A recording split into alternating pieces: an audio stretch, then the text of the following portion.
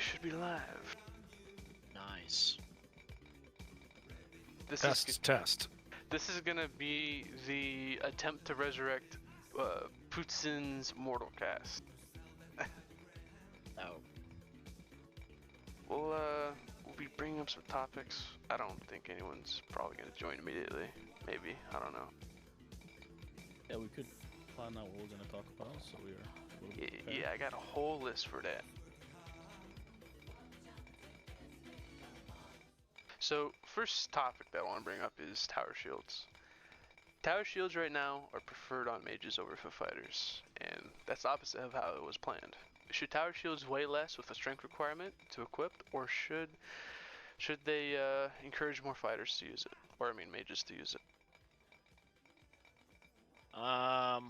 Well, I definitely think the first thing you said there, they should weigh less and they should have a strength requirement, is exactly what should happen. Because, listen, right now, the way it is, it just sucks. You can't, like, the only people who can use them are Augmirs as a foot fighter. Like, And even then, you have to modify your build to be able to do it and run Exactly. on RoyZenith Yeah. for modern ones. You can't use it as a Thursar, which is dumb. You can't use it as a human, which is dumb, you know. Velas definitely can't use them. So it's just, I don't know. I feel like they missed the whole point of tower shields. Like, it wasn't supposed to be this OP just thing for mages to crutch on. And, you know, it doesn't make any sense either. It's just like these little scrawny mages run around with these giant fuck off tower shields that are totally like giving them way more survivability than they should have. Yeah, it just, and it's free. There's no cost to it really. You just fucking slap it on because you got the armor weight as a mage. So To be honest, I'm of the opinion, and I have been the entire time, they never should have touched tower shields at all. All they needed to do to fix it was make them not go on your back when they're not equipped. That is it. Fixes it. Fixes it for everybody. Stops Augmirs from being OP, being able to turtle up and crack pipe in your face and rip a pot in your face with half their entire back covered. Stops mages from doing it. Like, if you have to parry with the fucking shield for it to be effective, all of a sudden that's only useful for foot fighters, and it's no longer useful for anyone else. And I think that would have fixed it. And I don't know why that wasn't the change that they made. Because even right now, as a foot fighter that used to use tower shields pretty regularly, they're almost unusable now. The ones that are usable are pre-patch, and those should be fucking deleted. But that's an entire new topic we can bitch about. Yeah. All that pre-patch shit should be gone because people are still heavily using it. I have a bag full of them. Fucking, I don't really use them anymore. I switched to round shield, but, you know, you regain no stamina on parry. So if I'm even using a pre-patch tower shield these days, like, there's a point in that fight where I have to take off that shield or I'll never be able to parry again. I will literally be 0 stamina and I will never recover if I'm moving around. So typically in fights, if I use it, I do have to flick the shield off, you know, probably within the first, I don't know, minute and a half of the fight, or else I'll put myself in, the shield will get me killed, basically, because I won't be able to parry anymore. What would you think, from a mage perspective, if they added a penalty to wearing tower shields, such as a mana drain similar to what a walker would do with outlaws? Because draining 1 mana per 8 seconds is stupid, but if it drained, 1 mana per second, it was equipped. Something like that. Well, that's their plan with reactive armor, which is the next topic I want to get into. They want to make it so that, like, you cast a spell on yourself, which is like Magic Reflect, and it could replace Magic Reflect, so you gotta choose Magic Reflect or this. And they make it so that if you get hit, you take less damage for the first hit, and the subsequent hits after that for around 8 seconds. Let's see. Did they say 8 seconds? Yeah, that's said what around Henrik 8 was seconds. saying. Well, I think that's pretty I don't know if stupid it'll as end well, up because that's finally gonna- being 8 seconds, but that's pretty long. Those values are going to make mages be even more tanky than tower shields, because the whole principle of mages just turtling up would be that they can just refresh the spell and spam it while someone else heals them. So the example is, you're in a team fight, you have a fat mage that just spams the spell on himself, and the other footies that are there have to physically spam to, like, spread each layer. Let's say there's 3 layers, right? They have to take away the first layer, second layer is 50% damage, and the third layer is 25% damage reduction or whatever. What I would the say other that, mage like, can do is they can Henrik- just spam the heals. And then Henrik was saying that, nobody- like, he wants it to be like a very high level Eki spell. So like I would expect it to also cost like a very high amount of mana. Yeah, it has to Like cost EQ like a is shitload 57 of with mana, max mental honestly. training. So like I'm thinking like if it's 50, you can cast it like once at the start, once in the middle, and then you get like 1.5 flame strikes off, and then like you're done. Yeah, as long as it has a big mana requirement, you know, and not that Magic Reflect is a light mana requirement, you know, that's going to prevent. We were having some internal bitch and moaning last night about, you know, people are afraid paladins are going to run it and stuff like that and be immune to Exactly. death. But, you know, if it's I don't even like casting Magic Reflect on my paladin because I know I'm going to have to fucking sit down for 30 seconds to get that mana back. Yeah. You know, and if it's 50 or 60 mana to actually cast that, the only Yeah. people that are really going to use it heavily are going to be guys with 200 plus mana and a ton of mana regen, because that's you're giving up a lot of your offensive potential for a little bit of defensive potential there. But I think that's a fair trade. Like I think that's a good mechanic one way or the other. If it does work like that. I think if it's like you also 50 have to mana consider- and like a 3-4 second cast time, like no one's gonna be refreshing that in the middle of a fight. Really, just like Roy, even if it was, you have to understand how extensive the scaling of ecumenical mana reduction is. Like you have so much potential there if you took all the masteries, and if you took basically got the trinkets for yeah, it, but if you then- throw a 4-second like cast time on it, you're not gonna be casting that while getting I mean- wailed on, right? If you got a That's a tower great shield, thought. you are, bro, with 100% uninterrupted Well, cast yeah, time. honestly, let's talk that. Like, let's talk the most literally Right, but like what I'm game-breaking thinking thing is in the like, game, which is Yeah. unlimited concentration. Like before unlimited concentration, all these builds that we're talking about, the tower shield builds, they didn't really exist. And there's a reason for that, because you could do that, but if you sat there turtling with 2 footies spamming you, you're barely getting a lesser heal off, maybe every 3 or 4 attempts, and you died. So even whether you were a steel mage, whether you were a dex mage with a tower shield, like it didn't really matter. But after the mastery for concentration, that changed the game for mages quite a bit, because now all of a sudden 1 or 2 guys hitting you doesn't mean you die. Like you actually can tank pretty effectively. I mean, I have a human mage. I noticed it. It was a pain in the ass to get that guy to Clade 20. But once I got to Clade 20, those were my first 10 mastery points in concentration, and it made the game a million times easier to play. But maybe it's too strong. Like maybe it should be 90% concentration, not 100 or 95 or whatever. At this point, like, I mean, that by itself, without even the tower shields, is honestly probably the most imbalanced thing in the game. It's so game breaking. It's just I'll say that like from a like enjoyment perspective, getting interrupted is very not fun. You know what I Totally. mean? but it's Like a at this point, balance I would thing. rather they nerf like all of the spells across the board and keep the concentration just for like a enjoyment perspective, right? Like if you've ever gotten spurt cycled, it's like you want to commit, you know, like you want to like nearest priest. Like The thing is though, that's like the only way to interrupt now is to True. like honestly Yeah. spurt cycling in the past, you know, you'd see it occasionally, but you didn't see it as often because it I wasn't think as interrupts necessary. are good if it's like like a more interesting interaction. Like Albion has like a sword skill at interrupts, right? I agree with 15 that. second And if cooldown, there's right? honestly, Or if you they can come use out a with some sort of knockback, right? weapon Like skill, shield bash. if Like, there's a Let's give weapon a skill that pushing. comes in the future that has some sort of interrupt thing, then I will like retract my statement about the or concentration. like a shield bash. Like Yeah, if you shield same. bash someone casting EQ, like maybe it cancels, right? But Because that's right interesting, now, we right? don't really Well, have you the tools. Yeah, you can spam the fuck out of that. You need something that's Yeah. like on like a cooldown almost, basically. Like you need literally like a WoW kick, basically. Interrupt Yeah. at this Yeah, but point. what if you push them and then there's an 8-second internal cooldown for where you can push them again, where it has an effect? Like there's like a debuff window of knockdown or something. I'd be At fine least with that too, pushing because that has would like give a give footies a reason to use shields as well. exactly. Which you don't see a ton of anymore unless it's an Ogmere. You get value shield, and there's a trade-off because obviously you can't be striking them at the same time you're pushing them, so you have to make a choice, right? Yeah, So but like think one about all footy the could push and builds. the other guy could hit. Think about all the like the dagger builds or one-handed war club builds that run around now, and almost none of them run shields because of the armor weight. But if running a small steel shield would give them the ability to interrupt mages, they would all run those 100%. Because there would be value added, you know, for the extra armor weight, the lack of stamina, and if you're running one-handed weapons, you would run shields in your offhand just because of that value added. But right now, shield bash doesn't do a whole hell of a lot besides knock people off strongholds or cliffs in a funny manner. Interestingly enough, though, Boden, as well, it will also be in the benefit of mages to have this mechanic because you actually push them away from danger. So you have to make a choice: is it worth pushing compared to this damage trade-off that you could be dealing, like actually hitting the person. Like, is the spell that they're casting strong enough or Yeah, is that guy just charging a spurt, or or is that guy charging a flame strike? You Yeah, know, because do I want to then, shield like- bash him or Right, it's whatever? interesting. Right. Yeah, and those are the mechanics that I like, and I think those would be better. As And footies opposed will to like learn the animations for the different like spells and stuff. Like, oh, that's a flame strike. I'm gonna bash him real quick, right? Yep. And then get back to hitting him.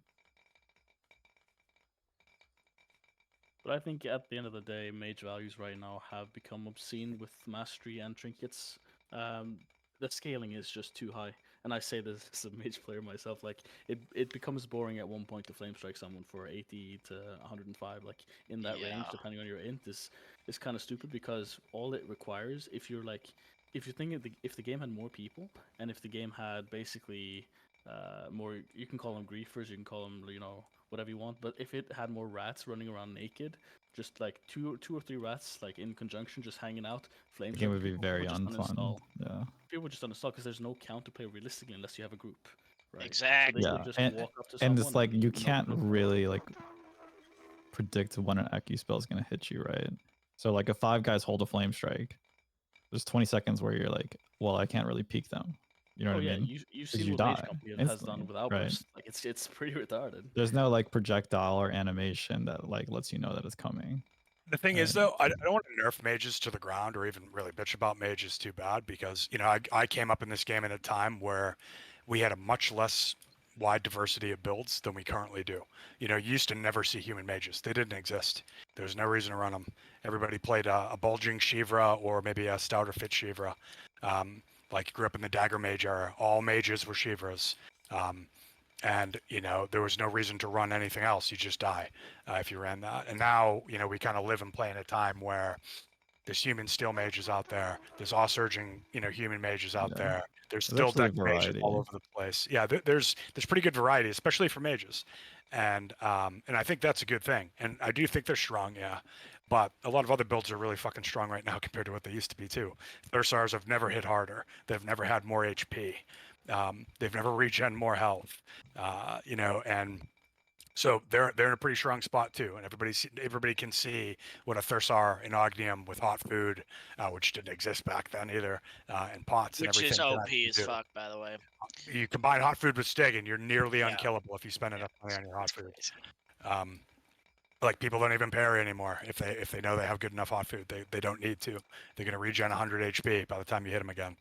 So it's, you know, the game has changed since 3 years ago, but, you know, and it is a lot more diverse than it used to be. But I don't want people to quit playing mage. You know, that's probably the Oh, biggest me problem that a either. lot of guilds have, is that their dedicated mage players are few and far between to begin with. And then when you nerf their play style, they fucking quit the game. And we don't want that either. But I do think, you know, the tower shield thing, I kind of think that's a long time coming. But I still stick with my original statement. This shouldn't be on your fucking back. Because if a mage wants to pull out a tower shield and parry me, and he has blocking, good on him. Like, fucking, that guy's not casting Death Hand on me while he's doing that at the end of the day. So it's fine.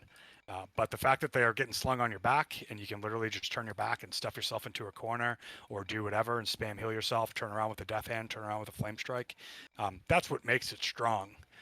Not the shield itself. Well, you know, a couple things. If you get rid of putting shields on people's backs, I guarantee you, like, mages are gonna lose their fucking minds. You know, because I would be fine with mages using like round shields still, because you can at least like still hit them with a round. You can hit them in the feet. You know, it's easier to get them on the side too. The tower shield just takes up so much fucking position on the back. It's ridiculous. But yeah, Yeah. if mages want, we go with the strength requirement and we let mages still use like some shields, I'm fine. If you have to actually build into it, you know, I'm totally fine with that. I hate this not having to sacrifice anything about your build and just using the most OP bullshit, which is a tower shield Yeah, on honestly, top of your it should have always non-interrupt. been a skill. It should always have been a primary. Yeah, Like, that's what field I use always should be a thought. primary. Yep. And maybe they could tie that into the strength requirement bullshit, that the strength requirement's insane. but all the skill does is lower that effective strength requirement by whatever, just like mounted archery does. Raises the damage. It removes the damage debuff basically. But like if you had a skill that removed the shield debuff, and you had to spend 100 points on it, I mean that fixes a bunch of things at the same time. Because then even footies that want to run shields too, if they have to spec into it, yeah, now they don't have an extra 100 points for potion ute, or another 70 points for necro for Rock Bond, or nameless other things that people bitch and moan about. 100 ritualism for fucking Arisen Tardog or something like that. Like people bitched about all these things with these very hyper focused builds because they had excess points to do things. So let's eat up some of those excess points. And then even the mages, if they want to run shields, yeah, you can't have 3 magic schools anymore. You're not gonna have Necro, Ellie, and Eku. You're gonna have to make a fucking hard choice there. Yep. And drop one of those schools, or drop something else. And I think that's where the game should be balanced. It should be balanced around how many skill points you have and what you want to actually do with that build. But right now, there's just kind of a lot of room. We talked about it yesterday as well. For most full mages, like I have a human mage right now who's got almost nearly full Ellie. He's got full Necro and full Eku. He has full heavy armor training. He has mounted magery. He has controlled riding. And I could change those 200 points to something else, like pets, if I wanted to. That would be a very easy conversion, or something like that. But it's pretty easy for me to fit all that shit on that human build. And Exactly. it should be very difficult for me to fit that. There's no choice in it. There's no ooh, I have to make the hard choice here. What am I gonna get rid of? It's just nope. You just get everything. And shields, which are one of the most it just gives you so much power on your character. It's free, bro. It's free. It's how does that make sense? I've been trying to make this make sense for years, and it's just I don't get it, dude. I just don't get it. They should add a skill like that where, depending on how much you have, it affects the equipment hit percentage. If, for example, if you don't have that skill, equipment hits basically you don't get damage reduction from equipment hits. It's as if you're hitting them in the torso. I think that You'd be griefing yourself at that point, because then you got a bigger hitbox on your back with the tower shield, and they're just hitting you for it could full work damage. like block. It could work like blocking. It could be another primary under blocking. But yeah, Exactly. you need blocking That's what to I use always a thought. shield, and you need shield skill. And then all of a sudden, the only people that are doing it are footies like my Ogmir that likes to use shields. Fucking, I would put my 200 points that I have in mounted archery right now, and I would slam those. I'd take 100 of it and I'd put it under shield skill so I could continue using shields. And but that wouldn't break my build or anything. It wouldn't break any foot fighter character at all. And a lot of mages would be able to fit it. They just wouldn't also be able to fit 4 spell schools at the same time. They'd have to maybe pick 2 and fucking be done with it. Which honestly should be encouraged. In a game where we have a set amount of skill points, there should be some things that do allow you to not have to invest into skill points for. But there are definitely things like tower shields that you should have to invest skill points for. It's basically you don't need skill points for mounted combat. It's a main thing. Yeah. Well, you gotta look at it and be like, all right, you gotta have skill points going into a specific play style, and then you gotta look at what you're getting, and it's how powerful is this thing that you're getting, and is there an appropriate skill point allotment for said thing? Right now, for tower shields, with how much power you get, dude, it is not an appropriate amount. It's absolutely free, and you are getting so much power from it as a mage. It's insane. And you half used the to mages on the get- server too are using pre-patch ones to begin with. Ones Yep, you can't that- even construct anymore. That shit's gotta go, bro. It's just the So- pre-patch shit is. What would you guys do to solve it? We're talking about the issues. What would be a good solution to the tower shields? All right, if it was up to me, mine's a little drastic though, but this is what I would do. Remember I mages would from the do- game. This is so. No, I want mages to be here, but it needs to be fair, and it's not fair right now. Crutching on a tower shield and having the 100% uninterruptible shit is so busted, man. I think we can all agree it's super busted. So what I would do is I'd put a strength requirement in for all shields, and I would lower the weight of most shields also. So now that Thursars, humans, whatnot, they can use some of these bigger tower shields if they have the appropriate strength. But at the same time, I would also put in the skill point requirement also, because I think if you're going to have something like that, it needs to have a point cost. Everything else in the game has a fucking point cost. Like when you're equipping stuff, armor weight, weapons, Magic. yeah, everything, dude. So it just doesn't make sense. I think you got to do both those things personally, and then you let the shields be good too. You let them be worth the point cost. Not just like this fucking piece of shit shield that ain't really doing much. So that's why I would definitely make them a lot lighter, and this way, like, foot fighters can definitely get some good usage out of them. And mages who could fit it into their build, like if you have a specific build as a mage where you have like more strength, or something, and you're sacrificing stuff to get Yeah, that you'd be strength, trading Psi for that. You'd be trading your mana pool directly for it, one way or the yeah, other. then more power to you. Go for it. But Yep. yeah, you have to sacrifice something for it. That's all I'm saying. Honestly, where's staff magic? Like we've been talking about it for 2 Yeah, years. right? Like the highest skilled gameplay a mage could do. If you had some parry god who re-rolled into a mage and he was parrying everything and then flame striking you in the face with a staff in his hand, that would be the fucking alpha mage. That would be what the really high skilled mages wanted to run, and That'd it would be be really much cool. more engaging That's for when everybody. ships come out, Boden. Yeah, is that when it's coming? So you're saying that someone would be able to cast a spell while parrying? Potentially, and maybe they're vulnerable while they're attempting to charge that spell, just like you'd be vulnerable while you're trying to charge an attack. But if you could potentially parry with something in your hands that is a spell casting focus, then that would incentivize mages to run some strength, to take blocking, because they would take chip damage just like everybody else, and to actually actively parry, instead of literally either turning around and running away as fast as they fucking can and popping their Veloclades, or hurtling with a fucking shield and spam healing themselves. Because those are kind of the two main styles these days, unless you guys can think of a third for me. I think that could definitely work. Like if you had a wand or staff that you can use to parry and cast Parry, magic give at the them same counter reduced time. when they're charging, Yeah, like a spell. I think that'd be a pretty cool thing though. It'd be like an great, idea. right? I mean, if it still takes you, whatever, 4 seconds to cast a flame strike or something, like you're gonna get hit multiple times while you're casting that. Yeah. Like They can it still better be wail fucking on you, worth it. right? So what do you guys think of the trade-off? When you don't have mounted magery, spells take twice as long to cast. If something like that were incorporated into the fact if you're holding out your wand to parry at the same time, your spells could, for example, deal a little bit more damage but take a lot longer to charge. And if someone were to hit you during this time and you're parrying them, you cancel the charge. That could be a little bit cool. I could see Yeah, something something like that. The same deal. Like I have the same opinion on it. Like make it a skill. You need staff skill, you need a weapon skill all of a sudden, and to get that max effectiveness out of a staff. But like that would be interesting. And then you'd see weird variants of fucking paladins that are literally beating your head in with a fucking ironwood staff. And that would be cool. And then flame striking you when you try to run away. Like fucking, I think that would be cool. People cry about no matter what. Honestly, anything that emerges that is powerful and think that can beat a pure foot fighter who doesn't even carry a longbow anymore, people will cry about on the offline Discord. Like it doesn't matter.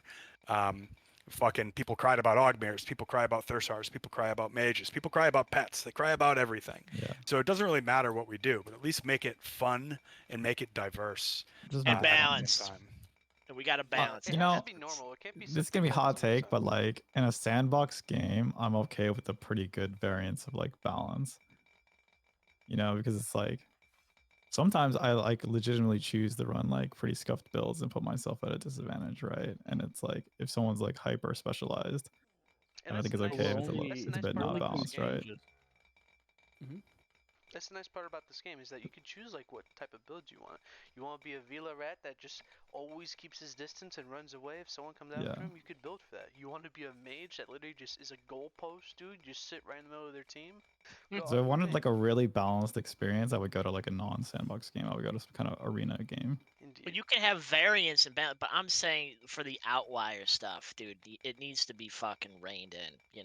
It's Yeah, I just think like things have become a bit too specialized. like I'm You know what I taught mean? like I'm just gonna keep going back to the 100% concentration shit. That is an outlier. Like Thursars are now basically an outlier too with their survivability as foot fighters. Like no other foot fighter survives like Thursars unless they're getting hit with magic, but that's a different story. you know, the stig on top of hot food, like hot food itself, outlier. Also, these are all things that needs to be getting looked at and be like, all right, do we need to rein this shit in? But yeah, generally, you're right. Right, it's good to have like a variance on like balance. You know, some stuff is good in some situations. Some stuff's like just all around good all the time. You know, but so I kind of get what you're saying, and I agree. But yeah, you definitely got to rein in the shit that is like obviously OP as fuck. Like even mages like flame striking dudes for like over 100 now, man, with masteries. Like I still think trinkets are overtuned, bro. I think we got to reduce the power that we get from trinkets. Honestly, I kind of agree. Like honestly, if you cut all the like, we've gained a shitload of damage in the last whatever 2 years, year and a half, since trinkets came out. Basically, you know, the average fighter now, veteran fucking no lifer, like us, all of us in here, yeah. are hitting 22% harder than fucking we used to, if at the bare minimum. You know, fucking, and then with masteries and everything else, add another 5% maybe, and so people hit a lot fucking harder now. Like I used to confidently walk into foot fights on a steeled out Ogmere and know that they're gonna hit me with that sword for sub 20, and I get fucking hit for 50 now. Yeah, it's Fucking, ridiculous. I've been speared in the chest on an Ogmere fucking in Merc Plate for fucking 90 damage by a fucking Thursar. That used to not be a thing. Like I used to be able to confidently trade against spears and swords in fights, and now if I do that, I die 100% of the time. And so I think damage is a bit overtuned. And honestly, if they reduced, like, I'm not saying get rid of fucking trinkets. I'm just saying maybe cut all the numbers in half. Same stuff for mastery too. Like, I don't think mastery is as bad. But when you combine it all together, though, that's when things start to go kind of crazy. And you know, mastery was kind of fine with what it is, but mastery and trinkets stacked on top of each other just kind of go crazy. I mean, they already had to nerf the defense trinkets because they didn't realize that, oh, if you have max defense mastery and a defense neck and you put on Ogdium, you can't even be fucking killed in melee Exact- anymore. Yep. Like you know, it was so overtuned that that's the first nerf that they caught. But you know, maybe damage needs the same thing. I mean, people will still pay big money for a 6% damage ring if that's the highest damage ring available. It's not going to fuck the economy that badly. But maybe those numbers, you know, the maximum you should be getting is maybe 10 or 12% versus 22.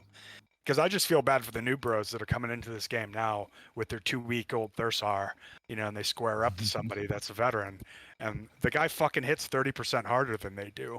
He Dude, can literally like, just spam them to fucking death, and there's max nothing that guy masteries can and do trinkets, about They're it. already, like- you literally just spam them to death, and they Yeah. like you're They out have trading them 30% while more they hit have points counter. than you have. They hit 30% harder it than goes you back have. to the Thursar stig Fucking- with hot food. You can thing, like, actually Yeah, yeah. spam through their fling at counter them. reduced and everything, and win the fight. Like, And Plus I they're and I already a see better it, man. player. Like Progression of also. everything. Then, like, you have I've- to understand that people are playing this game that are putting an excessive amount of hours in because they want to become the strongest possible. You know, like going after the trinkets, it's a grind. You got to spend a lot of hours in. So, like, if you take away all that, I don't think that all takes for it the away players. though. Like as long as it's equal and it's reduced across the board, it still gives you an advantage, which none of the sweaties are going to give up. No one's going to say, "Oh, I can only get 10% total damage, so I'm just going to delete my trinkets." No, they're going to have 10% damage rings 100% of the time. But it does make life a little bit less oppressing for the people that are not that. Exactly. And those are the people that we need to play the game, boys. Like everybody's bitching and moaning about the population day and night. Like you think you're going to attract new players by fucking super sweats just absolutely styling on kids 1v6 like in the graveyard every single day? No, those people are not sticking in the game. They're leaving. But When the back in big the day, 3 years ago, like you could get good pretty quick and you could go toe to toe with anybody in the game.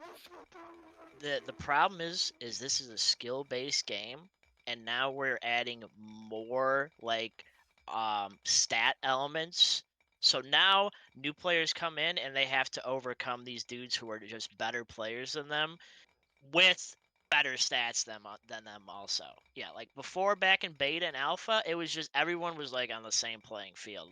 You know, you might have better armor or weapons, but you know, stat wise, everybody was like the same thing pretty much. You know, as long as you were all claded up and shit like that. But yeah, I don't. I personally like the mastery tree, you know, but it's just I'm not blind to the advantage it gives, you know, and how it separates newer players from the veterans even more so. And there's that more of that hill to climb, and it just, I don't know, it just doesn't feel good, honestly. I feel like at there's the end of the day. ways that they could make it easier to get into. For example, they can make it so that mastery unlocks at clay 10. They can make it so that they like remove the 500 gold requirement to enter these branches and just have the 100 gold to refund the point.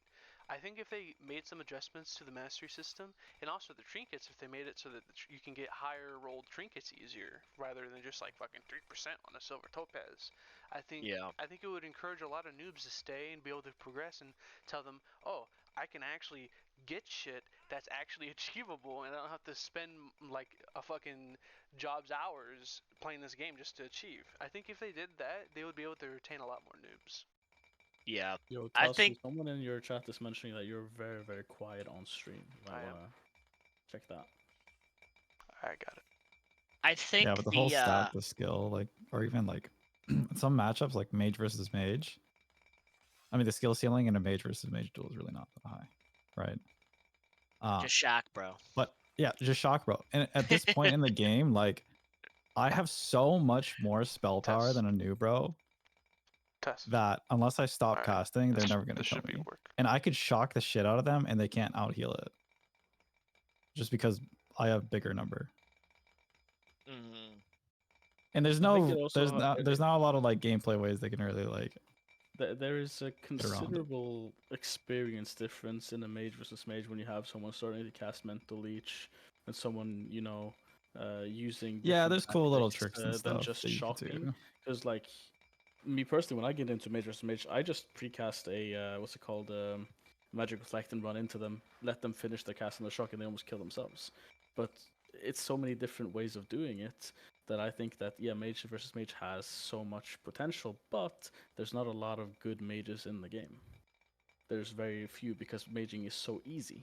It's so powerful that you don't have to be very good at it because you win almost by default. True. That's if you can hit, though. I mean, honestly, I've seen a lot of mages these days, and what separates the good mages from the majority of mages is aim.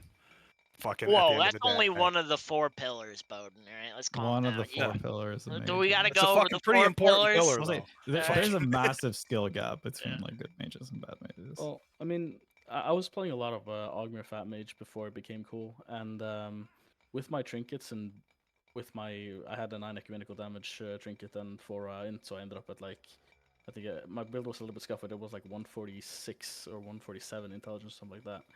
And my flame strikes, I just looked at people the wrong way and they were gone. And I think the fact that you can do something like that because they messed up the scaling somehow in their spaghetti code made it so that, oh, if I get 9% plus the 6% from Mastery Tree, and then let me just add some intense int scaling on top of that, my flame strike goes from 80 to 105 to 110. Like, it's pretty retarded. Yeah, they gotta reduce magic damage overall, in my opinion, because you have, like, if you compare a mage class to a fighter class, if an Ogmir Max can do that much damage, but you don't see that averagely happening, like, across Fieldies and Steel. Sometimes it does happen, but for mages, you could flame strike almost everybody on the field in Malarium or Ogmium and probably hit them for a shit ton of damage, above 50 fucking damage with flame strike, unless they have fucking clades popped or resistances.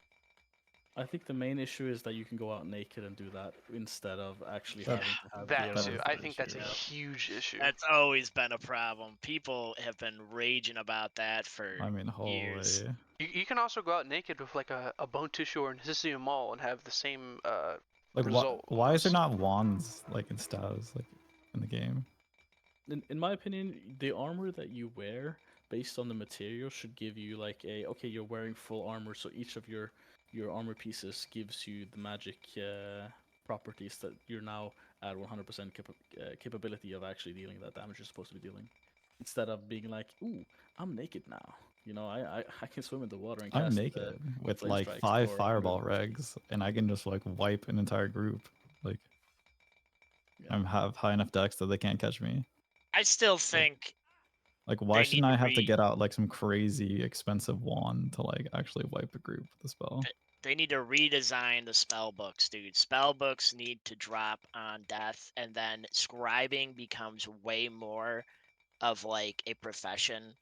Like you learn the scrolls on your scribe, and then there's like materials you get as a scribe where you can scribe stuff into books, and then books are being sold like way more like weapons, basically, and you can have your like totally pimped out books that cost a lot, or you could just have your basic books with like your death hand, your lesser heal, G heal, shock, whatever. And you go out and you rat with that, but then when you go to like a big fucking like siege or something, you're busting out the big boy book. This way, it's more lucrative for the economy. Scribes actually have a job now, because dude, scribing, you get all your shit in there, you're done. It's just done. You got 100 scribing just sitting there, never being used. So, and this way you don't gotta worry about mages just fucking respawning and fucking going and like just scroaching some loot, I and think that would make maging unplayable, to be honest. how would that be unplayable? They would have to up the scroll drop rate by a lot, right? Because it's like you learn the scroll permanently on a scribe, and then the material you would just need to get materials. oh, to you use put it into materials to scribe it in. Yeah, okay. so Like, you literally fucking- you learn the scroll, you permanently know the scroll, like it's a recipe you've learned now. And then you go and get like some, like each spell has its own reagents that you need to like describe it into a book. And some Yeah. are like a But you little also have more to rare. You could buy understand like this- scribing essence No, from no, no, the but- magic vendor, and it But costs you mages have like already to deal with so many reagents. This on top of it would just make maging such a hassle to deal Well, with. I mean, instead but of it just could make making the life combat different. it could make life easier. Like we discussed this before in the past, but if you had to take those reagents and you had to put like, okay, I'm going to put 50 lesser heals in my book, I'm going to put 50 flame strikes in my book, I'm going to put 50 T-lashes in my book, then your book is containing all those regs, and you don't have to carry fucking 2 bags full of regs. Yeah, it could work like that also. Honestly, that could Like, be so then you upfront the cost of the regs, basically. You put the regs into the book, and that's what you're risking. And if you need to put more in, you just buy more shit and you put it in there. I'd rather that you'd have to charge the the spell book the same way you have to charge trinkets. That seems a little bit less of a You hassle. could do that too. Yeah, that would work too. But I agree with you that infinitely respawning and just jumping back into the fight naked is kind of dumb. Yeah, it's that man, dude. Ask or like Neural just about give me that. an ironwood wand and like make it cost like 1,000 ironwood for a good wand or something like that, and then it's actually worth looting, right?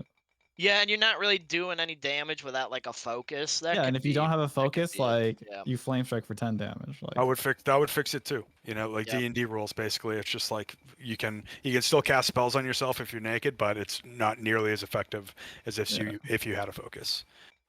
You could even Maybe have those the spell focus books, and- like those nice spell books, like the fucking Necronomicon and the Gold spell book, those could be your focus. yeah, Like fucking, great. like that would be kind of cool. they could be like the unique tier level of focus, right? Like having And a named nobody item. likes the mage dropping their book. Guys, you don't understand, dude.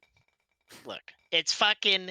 I'm telling you, it works way better for the economy this way, because then people are buying books like they're buying weapons. It's like this. It's the same thing. But we could do it with focuses also. You know what I think would fix the whole, I mean, so not necessarily droppable book, but same book as we have now. But if mages had to cast with a focus, be that a staff, be that a wand, or their spell book, but if they wanted to use their spell book because they weren't a staff magic caster, they had to have the fucking spell book in their primary hand. Because that changes everything all of a sudden. Because then all of a sudden, yeah, you want to carry a shield, it's going to be out with your fucking spell book, or you're going to have to flick it back and forth. You cannot cast spells with a shield on your back because you can't cast spells without your hands out. Fucking, like, something like that would fix it. And then these fancy spell books that sit in your inventory and fucking rot forever and nobody sees unless you tab in your YouTube video.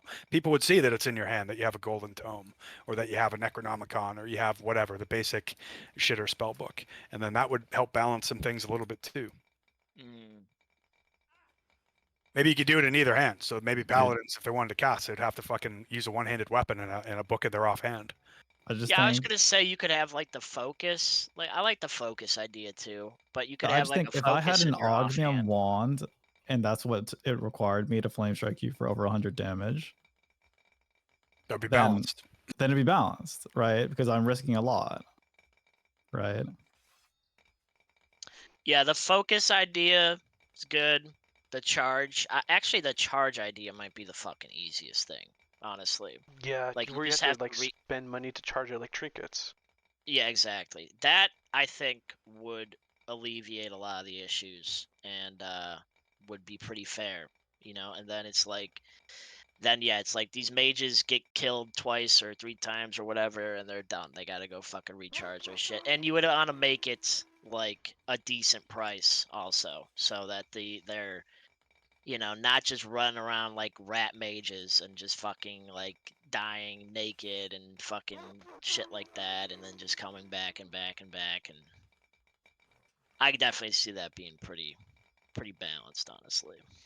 Can we talk about priests for a minute? Can we talk about coming back Oh, and coming yeah. back and coming back? Me and Oh, Boden love yeah, this dude. topic, dude. We've been talking about this for years. Because honestly, with TC and shit, this is probably the most broken aspect of the game. That has changed Thank you. ZVZ There's so many fighting priests. permanently.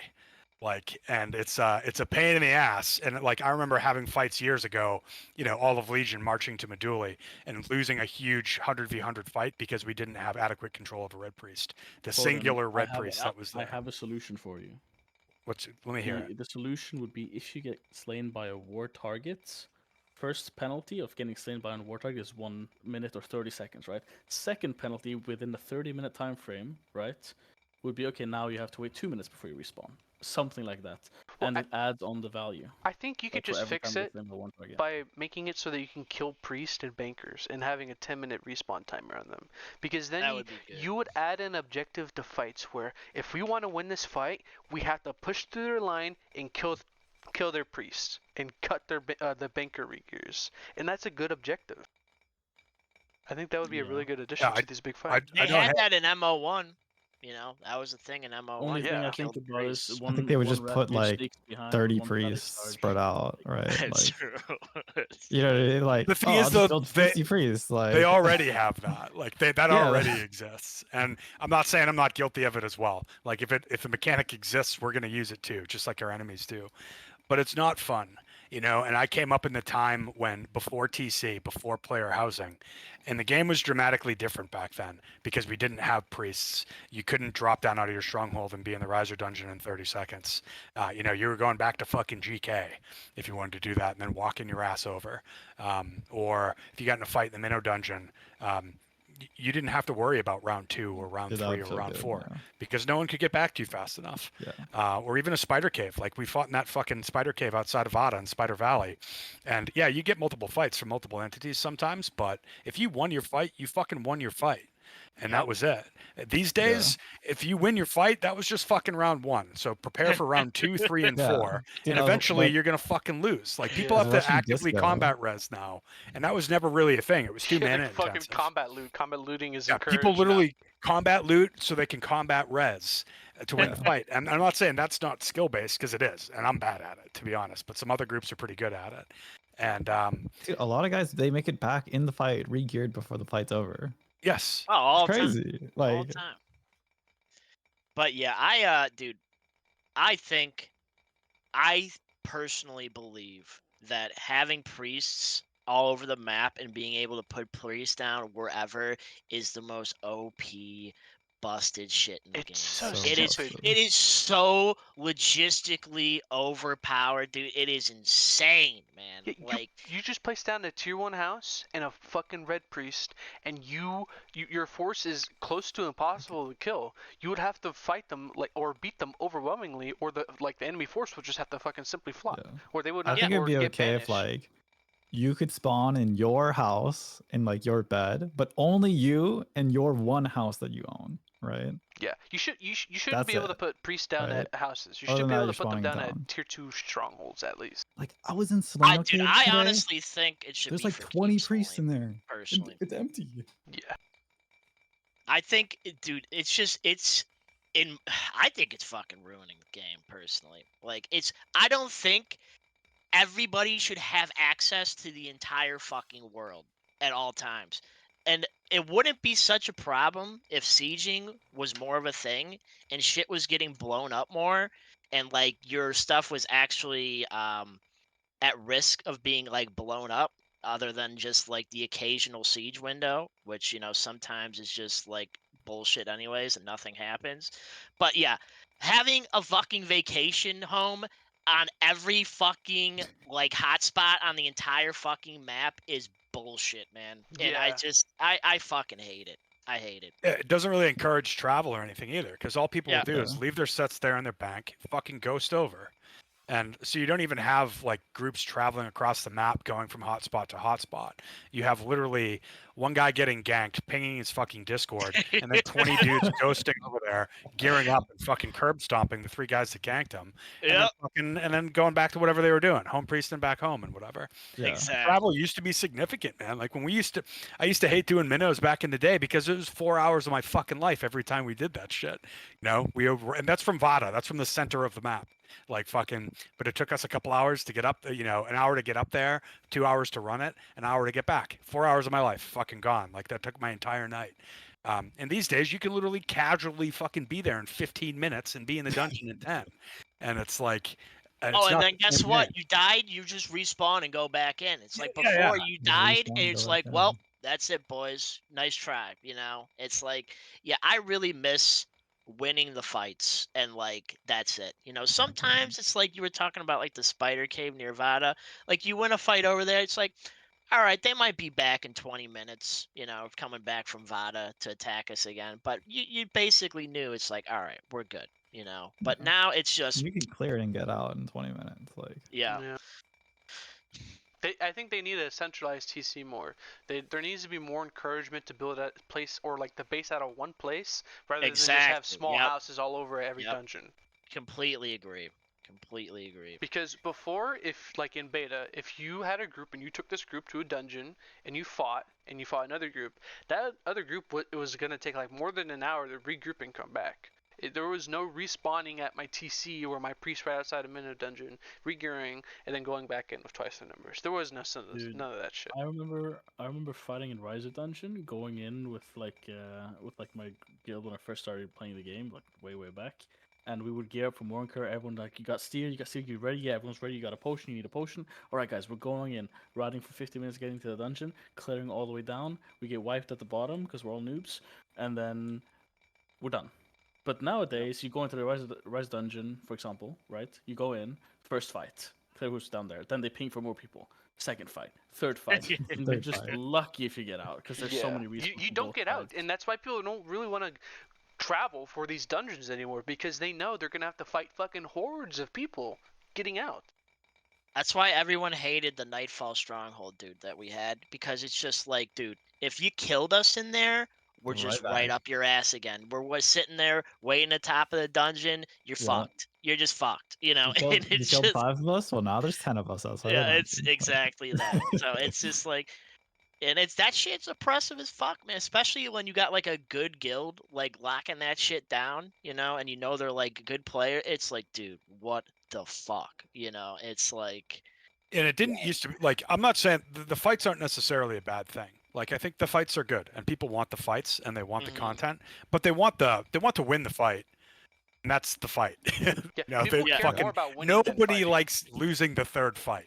Nobody winning the first 2 and losing the third. Everyone not hates a lot.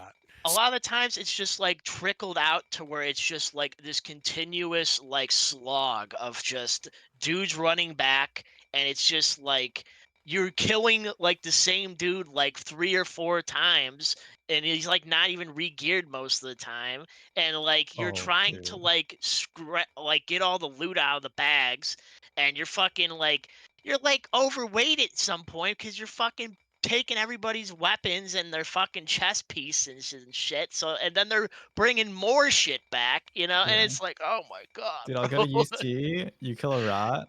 Within the same minute, he's bombing you again. Yeah, Yep. he just With like more like he just within the comes down same naked and he minute. just leashes mobs and he just fireballs your asshole to death. Like, And if you kill him, he's priesting the Vada, murder counting you, home priesting back, yeah, and and within then he 45 greets you seconds, with he's that, got dude. 20 mobs on top of you. Oh shit, it's so true.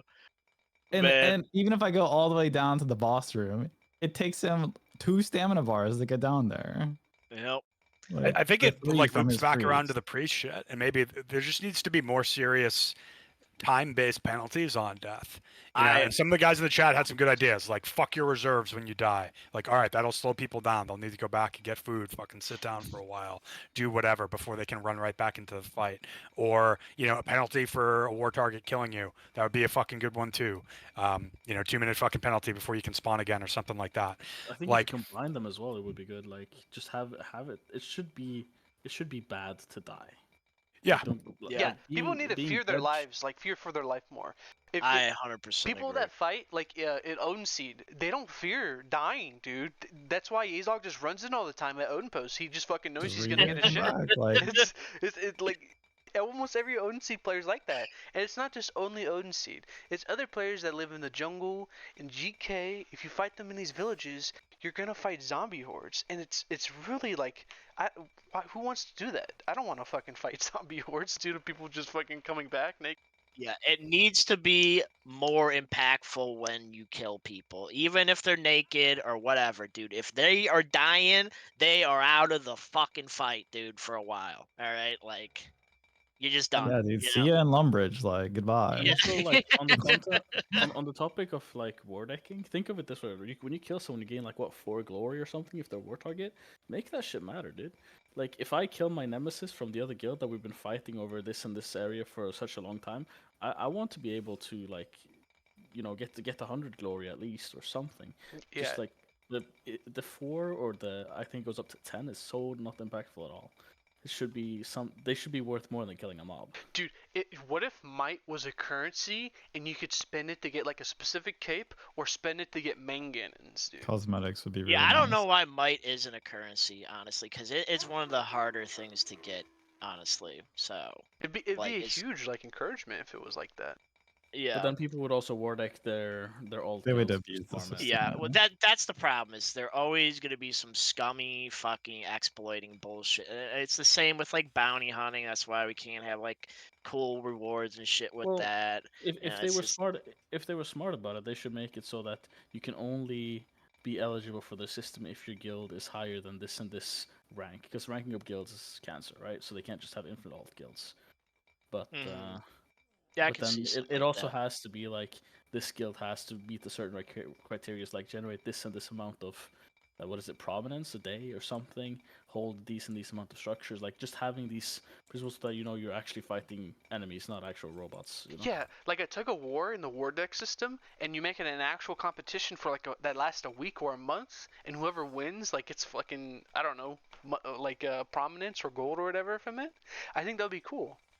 Yeah, Barney just had a good idea. He was saying that wars should be winnable and finite, like 1,000 might, then it fucks the side that loses. Like, I could see something like that working too, where it's like, if you're out there taking losses to that guild you're at war with, and they're like farming might off of you, dude, like that should be like, yeah, a thing where it's like, okay, you know, these dudes just fucking got to 1,000 might first or whatever, and now the other side lost, and you like win whatever. You get a bunch of prom, or yeah, maybe you get some of the gold from the war deck or whatever the fuck.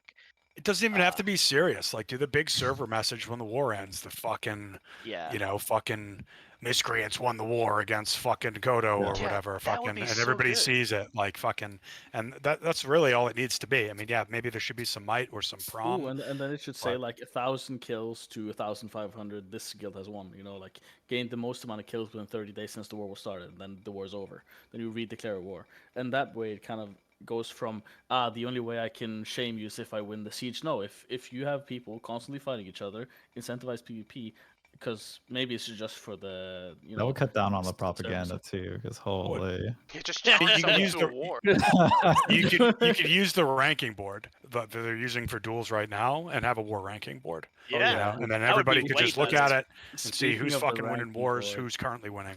have you Dude, seen? if you win have a you fight seen against Bang Odin, number they're like, one? well, they go into help chat. They're like, well, we killed 3,000 of you. It's like, oh my god, dude. Scoreboard, motherfucker. Yeah, look at the You just scoreboard, point to the bitch. Oh my god. Uh, Screenshot the Yeah, scoreboard. I like- would like the scoreboard. That would be nice. Then it wouldn't be as much PR going around. It's just, hey, we're just pointing to the scoreboard, guys. All right. That'd be good. You do like PvP fame, like I mean, and it can scale with like what they're wearing and shit too, right?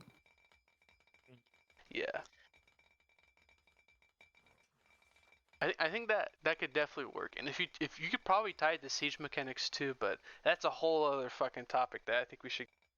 How do you guys think siege windows should work? They're a huge part of the game, and Henrik plans on changing them during this Reckoning patch, making it so it's regional rather than global. Do you think there should be like an outpost you have to build? Let's say to siege a certain area, and you have to hold it? Or how do you guys think it should work? I think think that would be better. Let me build a siege camp. Let it be expensive. Let me pump all my mats into it. Let that bit where be I generate mangs from. I need to logi to it. I need to defend it for a set period of time, and then give it a radius, and I can siege things within that radius. So it's not Joe Dickhead Guild siege decked me, so now I'm vulnerable all over the map simultaneously, and someone's going to jump on the offline Discord and cry about bad company zerged them again, and now their siege window is vulnerable, so please go blow up their house in the fucking jungle that has nothing to do with anything. you know, Like, give us that a might place be to the fight. best idea I've heard. Yeah. Honestly, honestly, I mean, did you guys just come up with that like right off the cuff, or like? We've talked about it in the past, but like, give me, because then you generate fights. Basically, Yep, I'm gonna go build this exactly. thing in front of your keep. You're gonna try and contest me from doing that because once it gets down, you're gonna have a vulnerability, and then at that point, the thing's built, and maybe it's invulnerable for a set period of time, maybe 24 hours. And then after, when it becomes vulnerable again, I can counter siege you. So if you bullshit siege me, or if you siege me with a 3-man guild, I'm just going to go blow your shit up. And then I'm no longer under siege. Or, then they have, you as the sieger, you need to defend your camp. You need to run the logistics to your camp. You pump the materials in and you pull out the mangs. And now you have a defensive position. Something like the palisade camps where the supply lines are, something like that would be perfect. Because now you have a defensive position where you have an advantage to defend. I'm trying to mang you. You're trying to fucking mang me at the same time. And whoever wins, wins. And then it solves a bunch of problems at the same time. And it also it doesn't artificially raise the cost. It just puts it into materials and manpower and raw gold. And it's a risk. So sieges would be rare because you'd be risking a lot more material and manpower instead of just 1,000 gold. Because, I mean, to be honest, like, my treasury generates 1,000 gold every fucking day. So I can just siege deck you forever, Azog. I see you in fucking chat. And it costs me nothing at the end of the day. It doesn't even cost me gold anymore. It costs me nothing. So like, there's not enough risk involved. But if I had to go throw 250 stacks of stone on the ground and fucking 50 stacks of wood and 20 stacks of metal just to siege deck you, that would be a big fucking risk. Because that'd be a pain in the ass to go farm that every, even once a week. That'd be a pain in the ass to maintain that. I agree. I really like this idea a lot, honestly. Like, just do away with the system they have right now, and you just do that, and that I think would be, that's way better. Because yeah, you have, it's like people see it coming, they're like, oh, these fucking assholes are building a siege camp like in our territory, dude. So like, we know it's coming. So then you're like, all right, we need to fucking deal with this. Like, we need to fucking set up shit to like take them out. I don't know about, like, if you want the mangs to only come from those camps, because, like, you'd want to be able to get defensive mangs in situations also, which would mean you'd have to build your own siege camp, which would be kind You got of a point. weird. You got a point. But, I mean, I'm down. I'm open to negotiations one way or the yeah, other. no, for the like, system. that is how you would, like, start a siege, basically. If you want it, You build like, something fucking and it in the has to be territory. in the radius Yep. of, like, shit you wanted to siege. Yeah. That's the shit that becomes vulnerable, Exactly. Yeah. So then they got to go and like deplete that or blow that shit up, and that would like basically end the siege. That's like your supply line, and without your supply line, you can't effectively siege people or something like that. I think that could work really well, honestly. And it's not like this, there would be a time where it would have to be built up, so it wouldn't be like this ninja sieging shit that people are super afraid of. It'd take like maybe a day or two to get that thing fully rolling, but it'd have like legitimate health where it would need to be like actually contested and like siege down or something. And then yeah, you like base out of there, and as long as that thing's up, you can go and like blow up the buildings in the radius. So whoever you want to like start taking out, you go for them, and like that basically siege decks them. So how can you make it, or how can we make it so that it like the timer for the outpost doesn't go off in the time that benefits only one side. Make it randomized that they can So, choose. you know, Well, I the, think that would the way do- Eve handled this was called the reinforcement timer. So you could effectively go ninja attack any asset, but the timer when it came out of reinforced was set by the owner. So basically, you would always have to fight twice. You could go blow up somebody's fucking moon base farm or whatever, and that would reinforce it, and that would shut down everything that was going on inside of it until that timer. And that timer that they set when they built the building basically was something that they picked. So basically, you attack them once, and then they have an opportunity to defend at their time zone. And you have the opportunity to attack them again then. But I mean, that worked pretty well for Eve for fucking 20 years. Yeah, I think that could work. You just like you make a time zone where you want to be like defended, where you don't have to worry about someone like fucking busting your door down while you're at work. I think that could work. Well, wouldn't the system we were just talking about, doesn't that like do away with the whole idea of like a timer or something like that? Like if they build the siege camp and the siege camp's there and it takes like a day or two to get up, like that's your time. That's like, oh shit, guys, they're building this. And like once it's built, it's fucking there until it's dealt with, Yeah. So Yeah. and that's like a real fucking siege too. It's like sieges aren't supposed to be these fucking 6-hour things. Yeah. Sieges are supposed to last days and weeks. Dude, you know what I Or, thought? you You know. know what I thought it was going to be before TC came out, because we have these fucking keeps since beta, but then they added the supply line little fortifications, the palisades, a little bit later, and I really thought in my head that the way that they were going to work was any keep siege would be 3 fights minimum, and it would be you'd come take the first supply line. And then once that was taken, there'd be a timer, maybe 24 hours, and then the second supply line would be vulnerable. And then you take the second supply line, and then there's a timer, maybe 24 hours again, and then the keep's vulnerable. So you'd get at least 3 big fuck off ZVZ fights out of any keep siege. That's the way that I thought it was going to work. I didn't realize that they were going to make it so a singular fucking Mang could blow up the supply line, and you could knock them both out in 5 minutes at the same time. Yeah. Because it doesn't generate more fights for anyone. All it does is it slows them down when they're keep sieging by a little bit, maybe long enough for you to ping. But barely. I mean, you can knock down both supply lines. We did it when we took the fucking keep initially, or when we were fucking around with it when we took the gate. We had both supply lines down in 10 minutes. There was no time to react to anything. But a timer-based system, maybe based off the supply lines, would be better. So then when they go after the first supply line, that's when you know that someone wants to siege your keep. And you have a chance to defend it at the second supply line, even if you were offline. And then they still have to knock out that second supply line and win that fight to take the keep. But if they lose that one, then you can rebuild your first supply line and start the whole fucking process over. And I think even something like that would work better for keeps in particular. But that's only important to a limited amount of people on the server, not everybody that's playing the fucking game. It's important to me because I own a fucking keep. But that's a pretty small pool of people right now. And in reality, the siege mechanics should work best for non-keep holding guilds as well as keep holding guilds. But the mechanics should be slightly different between the two. I'm just worried about anything with a time limit, with an actual time limit or time window. I don't know, dude. It feels awkward in a game like this. I mean, it doesn't necessarily need to be a window, but maybe you just make it so, for my supply line idea or whatever, like once you can only rebuild that supply line after 24 hours. So they can Okay, I take can it see that, whenever, yeah. but you can, I mean, if they don't take the second one though, within the 24 hours, you can rebuild the first one and then Yeah. they're reset basically. Yeah, that would make sense. Yeah, if you wake up in the middle of the fucking night and your shit's getting sieged and then they blow you up, you have the chance the next day. You just need to stop them from taking the second one at whatever time, and then you can rebuild the first one and you're good to go. And yeah, that could be a hassle because they could be out there denying you and that shit also, and it's just so it could be interesting. I just know that the current system is just absolute donkey balls, and I don't think anyone likes it. I think it's like way too easy to like grief people out of fights right now, and just it's also very stacked in the defender's advantage, which I just think is fucking boring.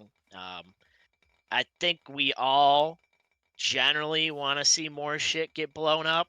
I feel like the game would be more fun if more shit was getting blown up and like more big fights were happening. So Yeah, I think it is a sandbox really in the end, and I know people hate getting ninja sieged and hate having to like fucking do towers, do 24/7. Everybody hated that. But I think if you can come to a conclusion to make it so that it's fluid and it's more of a sandbox rather than just a scheduled team deathmatch, I exactly. think it could work. I think it definitely could work. What do you guys think about making it so that if a building or like siege or whatever sieges last a week and you can't repair a building for let's say like 3 days? What do you guys think about that? That would be. I mean, it depends on like what they do with. If they did it right now, I don't know. It might be kind of jank. It depends on like what the current system would be to go along with that. Because, like, right, if you couldn't repair like that, if that was a thing, then I think like in that last siege, like the gates would have got knocked down possibly because those gates were kind of fucked up for a while at the Kodo Keep. So it might have like that siege might have ended like a lot differently if like you couldn't repair the shit. That's always been like an issue where you could. I think it was more of an issue in MO1 where you could repair the shit out of stuff while you were getting sieged. Yeah. And you don't see it as much in MO2, but it's definitely still there. Yeah, I don't know. I would be interesting, but I would like to see them overhaul the whole system first. At least that's my standpoint on We it. need a more variety of siege weapons too, to be honest, because Oh hell yeah!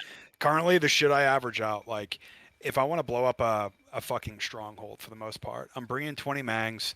I need to bring 25 people just so I can fucking so I can man 8 or 9 mangs at the same time, unless I want to spend 2.5 hours, 3 hours on the fucking field. And to do it with any reasonable amount of time, let's say an hour and a half or so, I need to have 6 to 8 mangs shooting the entire time. I need 25 guys because I need shooters, I need loaders, I need guys feeding stone, I need guys picking the tent. And that's kind of like the barrier of entry with the current mechanics that we have. Like if you don't have 30 fucking guys, good luck fucking sieging a stronghold that you're contested at. And that's not including the people you need to fight. That's just to fucking shoot the mangs and to knock the fucking thing down in a reasonable amount of time. So I think shit like battering rams and stuff like that, something that maybe 4 guys or maybe 8 guys have to push it just like a man cannon up to a wall. And then it just slowly but surely knocks some shit down. Stuff like that would be better than the current, man cannon fucking man cannons that we have now. Because right now we only got one way to blow up buildings effectively. Yeah. And it's not bad, but it should really, like, man cannons should be used when the other side basically is defending. They have Ellie, because man cannons can outrange most Ellie for the most part. So you can set your man cannons at maximum distance, and you can sling stones at those guys and force them to come out and fight you basically if they want to keep their shit. But maybe there should be another solution too, where if you're just trying to knock down some T1 fucking rat houses that got put up, you shouldn't have to drop 35 fucking man cannons. Maybe you just spend a lot more money up front. You drop 1 battering ram and you knock down all 3 fucking houses with 8 or 10 dudes.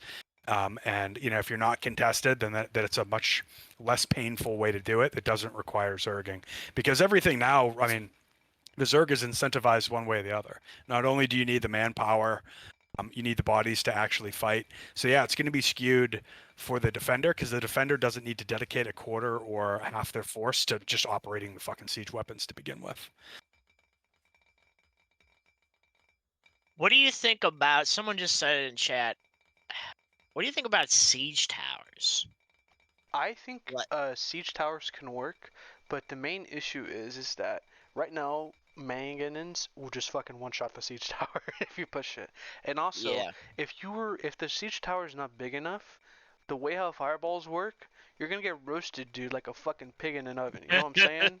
The same Yeah. with battering rams. The way how the Ellie works in the game right now, you're fucking gooping yourselves up together in a small building that doesn't give you any protection. If they add a way to like make it so that Ellie doesn't fucking penetrate through walls or like penetrate through the banners or the battering rams and the siege towers, it could probably work. Yeah, that's. I was honestly worried about them being too good offensively because once you like get one up there, like if you don't have a way to repel it, like if you don't have a Mang to blow that thing up or something, like especially with the way people can like respawn, you know, if you got like Spiritus, like bring them dudes back or whatever, and you just got dudes constantly running up that fucking tower and into the keep or whatever, and just keep pouring in, man. Like, yeah, it could. I don't know. It could be kind of rough. So yeah, you would need like I good would ways to I would dislodge much those. rather have that than the shit we've seen in the past. Like, oh, I slapped a T1 house down next to your fucking wall, and I built a guard tower that's unsiegeable, and I'm going to use that to get in your fucking shit. Yeah, Like, just gonna that's jump not over the cool fucking at Yeah. all. wall. 100% agree. Yeah. The fact that you can build structures in someone else's TC, especially if it's a war target, or just somebody's keep courtyard to begin with. Azog, you should look at your courtyards, by the way. Fucking, it's ridiculous to me. Fucking, I agree. That is such but it can be bullshit. done. I mean, we saw it in the Savages Keep siege. Like, as soon as they took the walls, they dropped down a Yep. fucking T1 house in the middle of the courtyard. They built the fucking TC priest in 30 seconds, and now all of a sudden they had a priest inside, and fucking, you know, we did a final push at the end of toward the end of that fight and killed the majority of the people that were manging and bouldering, but those dudes were all back in the fight within 10 seconds, Yeah. like on their gear bags. So it was for nothing. And you know, those are the mechanics that really need to be sorted out, because those are the way that people have been winning these sieges, and it's not cool at the end of the day. Like, it's not fun for anybody. And if you have to use these mechanics to win, it's not like what we thought it would be. You know, it's not like a fucking Bannerlord siege or something where everyone's scaling the walls and you kill everybody and you topple their flag and everyone fucking cheers and you win. Like, that's not how these sieges have gone. And it would be better if they were more like that, I think. Yeah, and they also need to add more siege weapons to counter siege weapons. For example, if you put a main cannon on the top corner of a fucking or of a keep tower, you can't hit it. You can only hit it with Ellie, but that's very rare. Those main cannons are still gonna mang your other mangs out. It's very hard to counter those mangs unless you have an inside force or you have a really good Ellie mage group. I think Mangs need to be vulnerable to other types of damage also, because like just manging a Mang or fucking like dumbfiring it to kill it is like fucking stupid. Like they need to, I don't know, they need to be vulnerable to more shit in my opinion, because it's just, yeah, like you're saying, like if you got one up in those keep towers, dude, they are like untouchable basically. Like you ain't fucking with them. And that can be pretty rough, especially for the attackers. They're just like, dude, what do we do? You know, it's so. So keep in mind, though, I mean, the first time we've ever seen that has been recently. All previous keep sieges that have happened on effectively undefended keeps. Mhm. You know, and that's the way the mechanics kind of worked out before.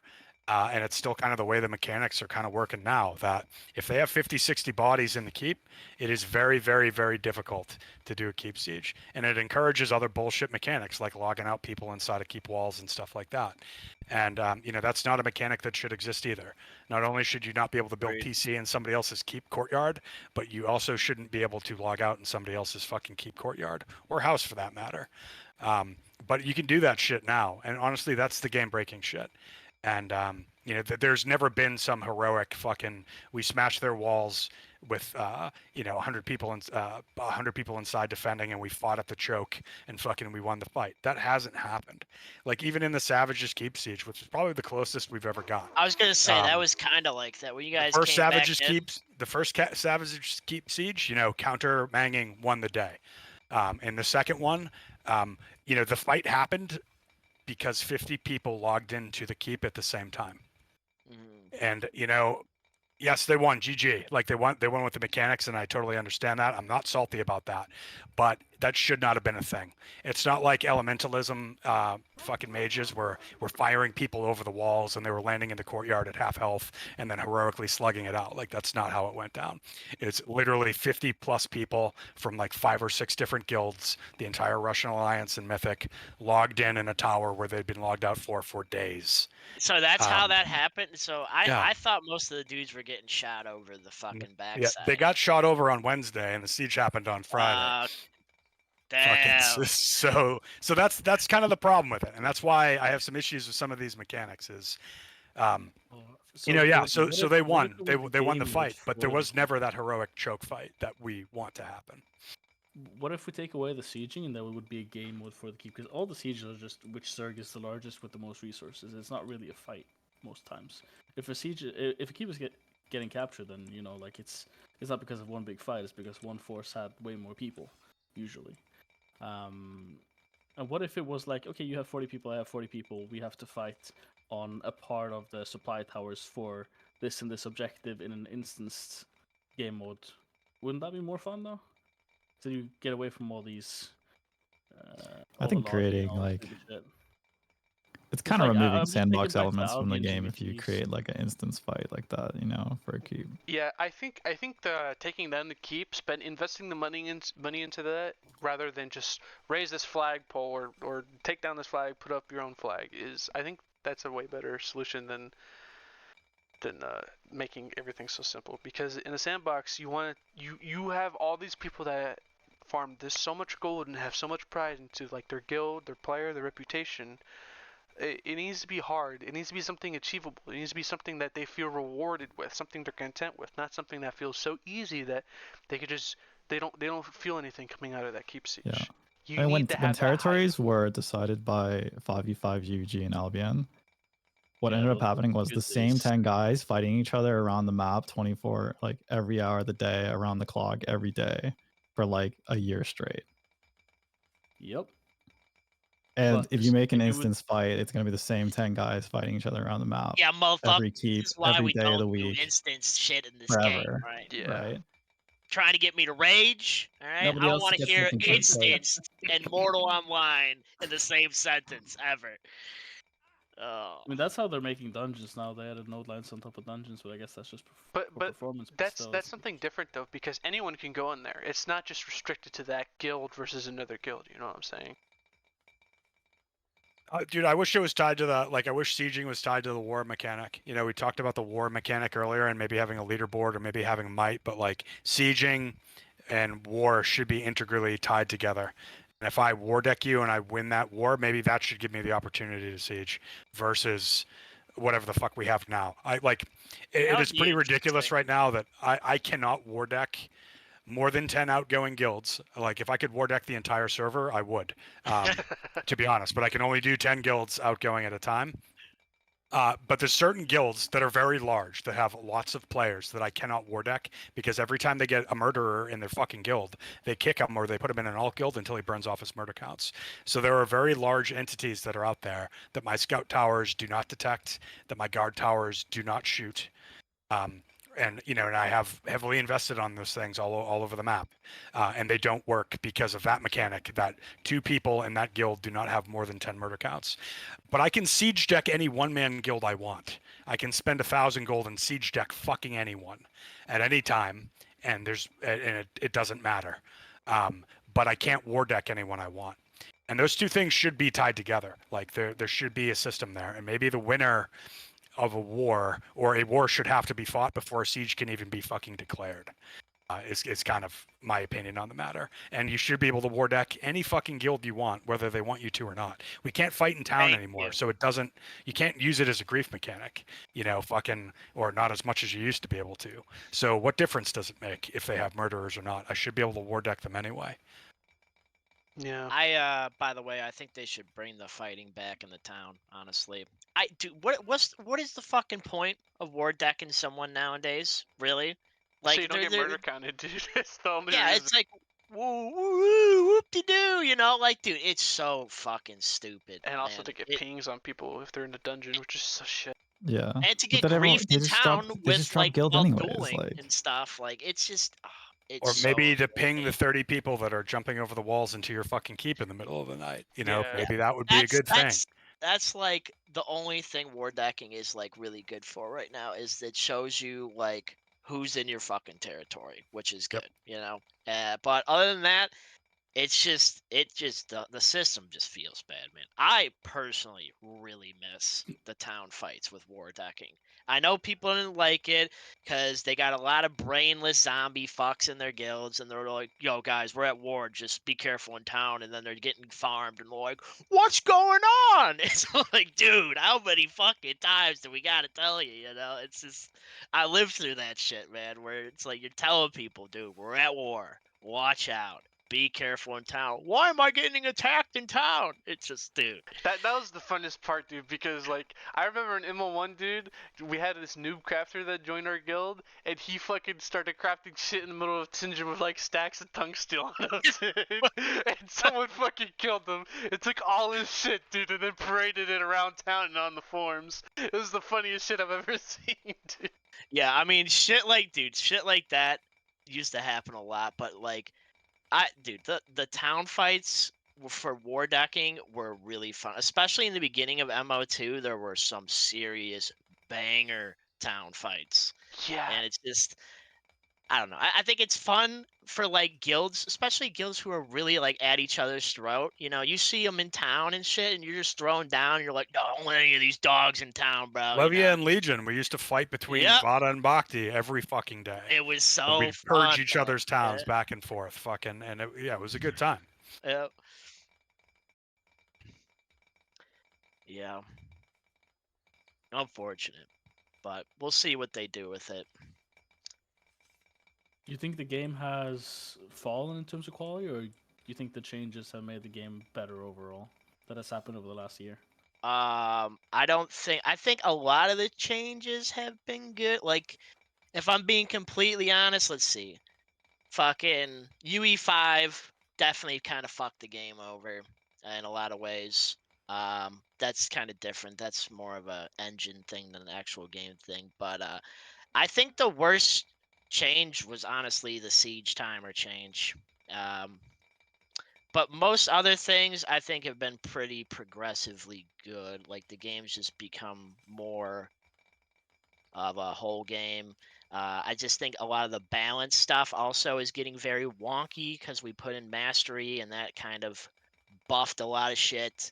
You know, a lot more power came into the game, like the mages we were talking about earlier with the 100% and uninterruptible shit.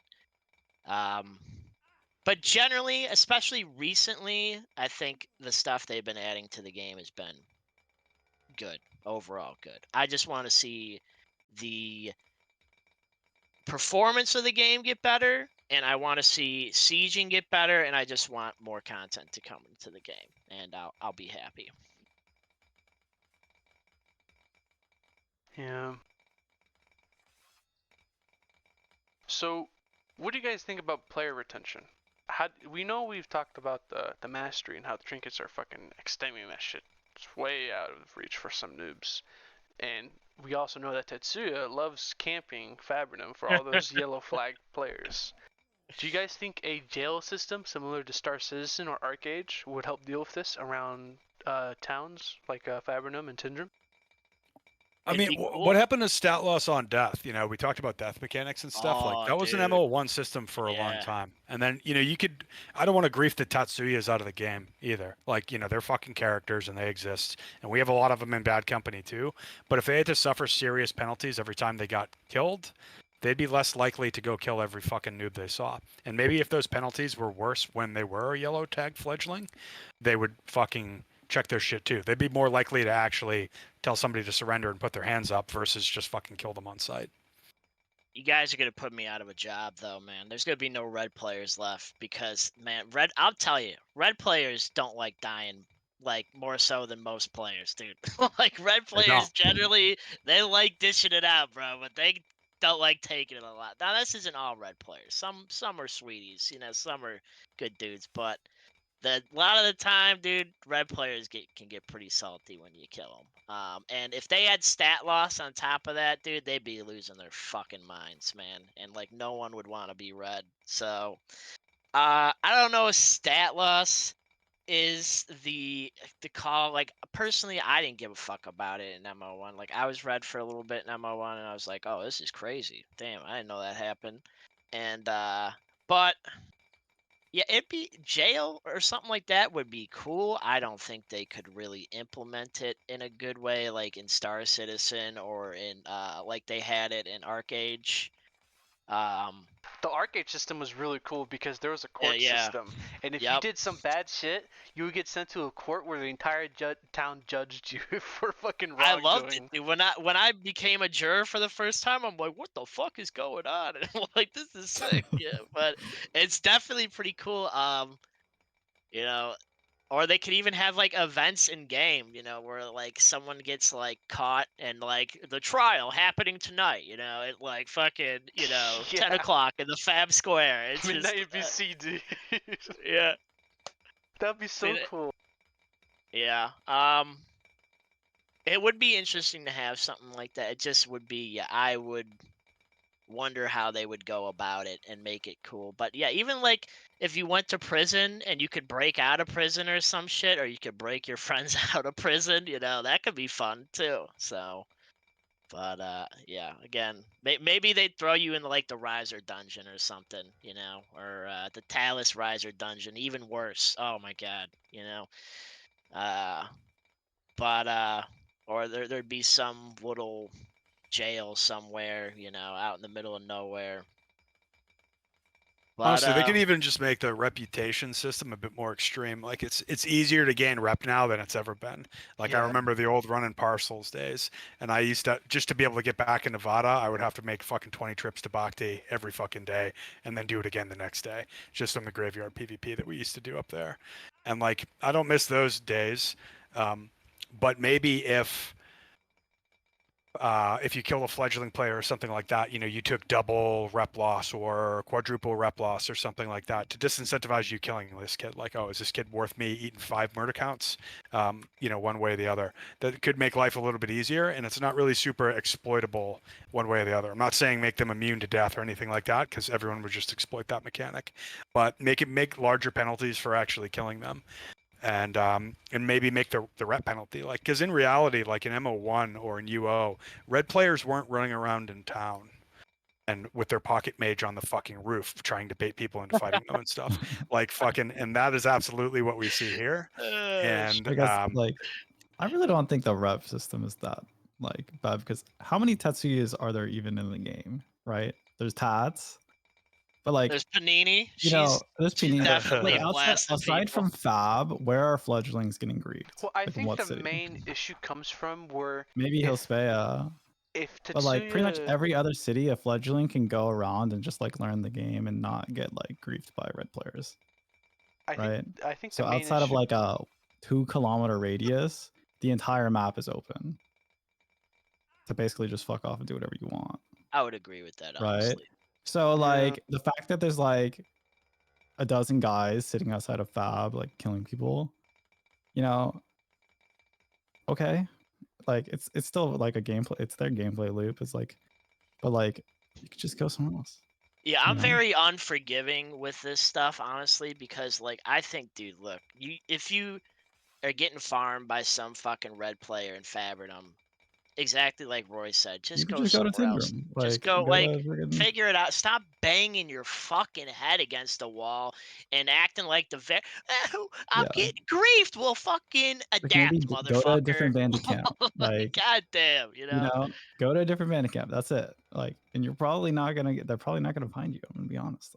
Yeah, that is kind of true. If a player like can't survive getting killed outside town and he doesn't want to play the game after that, I don't think this It's game not like was the for gear them. was worth anything in Yeah, the first place that's either. on the Like, player. You gotta like you have to understand it's a more hardcore game. You're gonna take your L's, but like I was talking about this last night, taking L's is part of the experience. Yeah.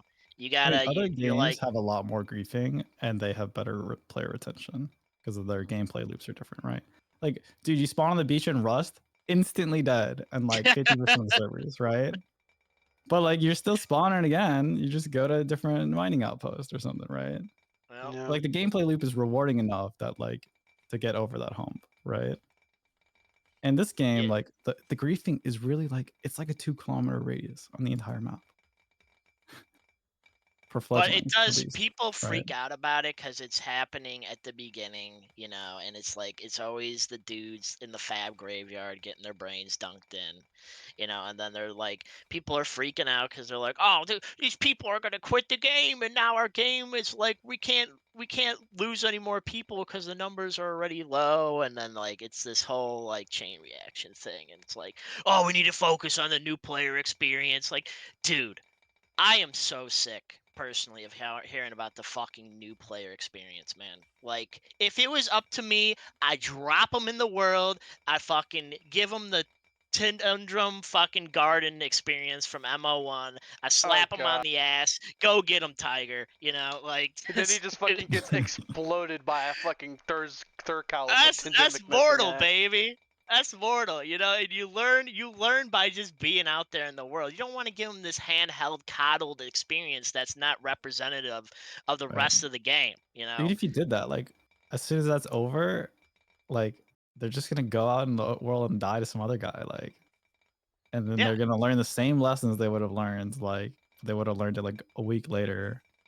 I think it's good to learn those lessons like as soon as possible though. So then you know like what the game's about and you know what to expect. And it doesn't come like 3 weeks later after you leave Haven, or some people are in Haven for a long ass time and then they get out and they're like, yeah, I'm going into the real world now, and then they get fucking their head just instantly cleaved off with their whole fucking bank on them or whatever, you know, 'cause they're just carrying all this shit around on them. And they're like, oh my God, what do I do now? I lost everything. And it's like this huge shock to the system. It's like you want to get them introduced to that idea of dying real quick, you know?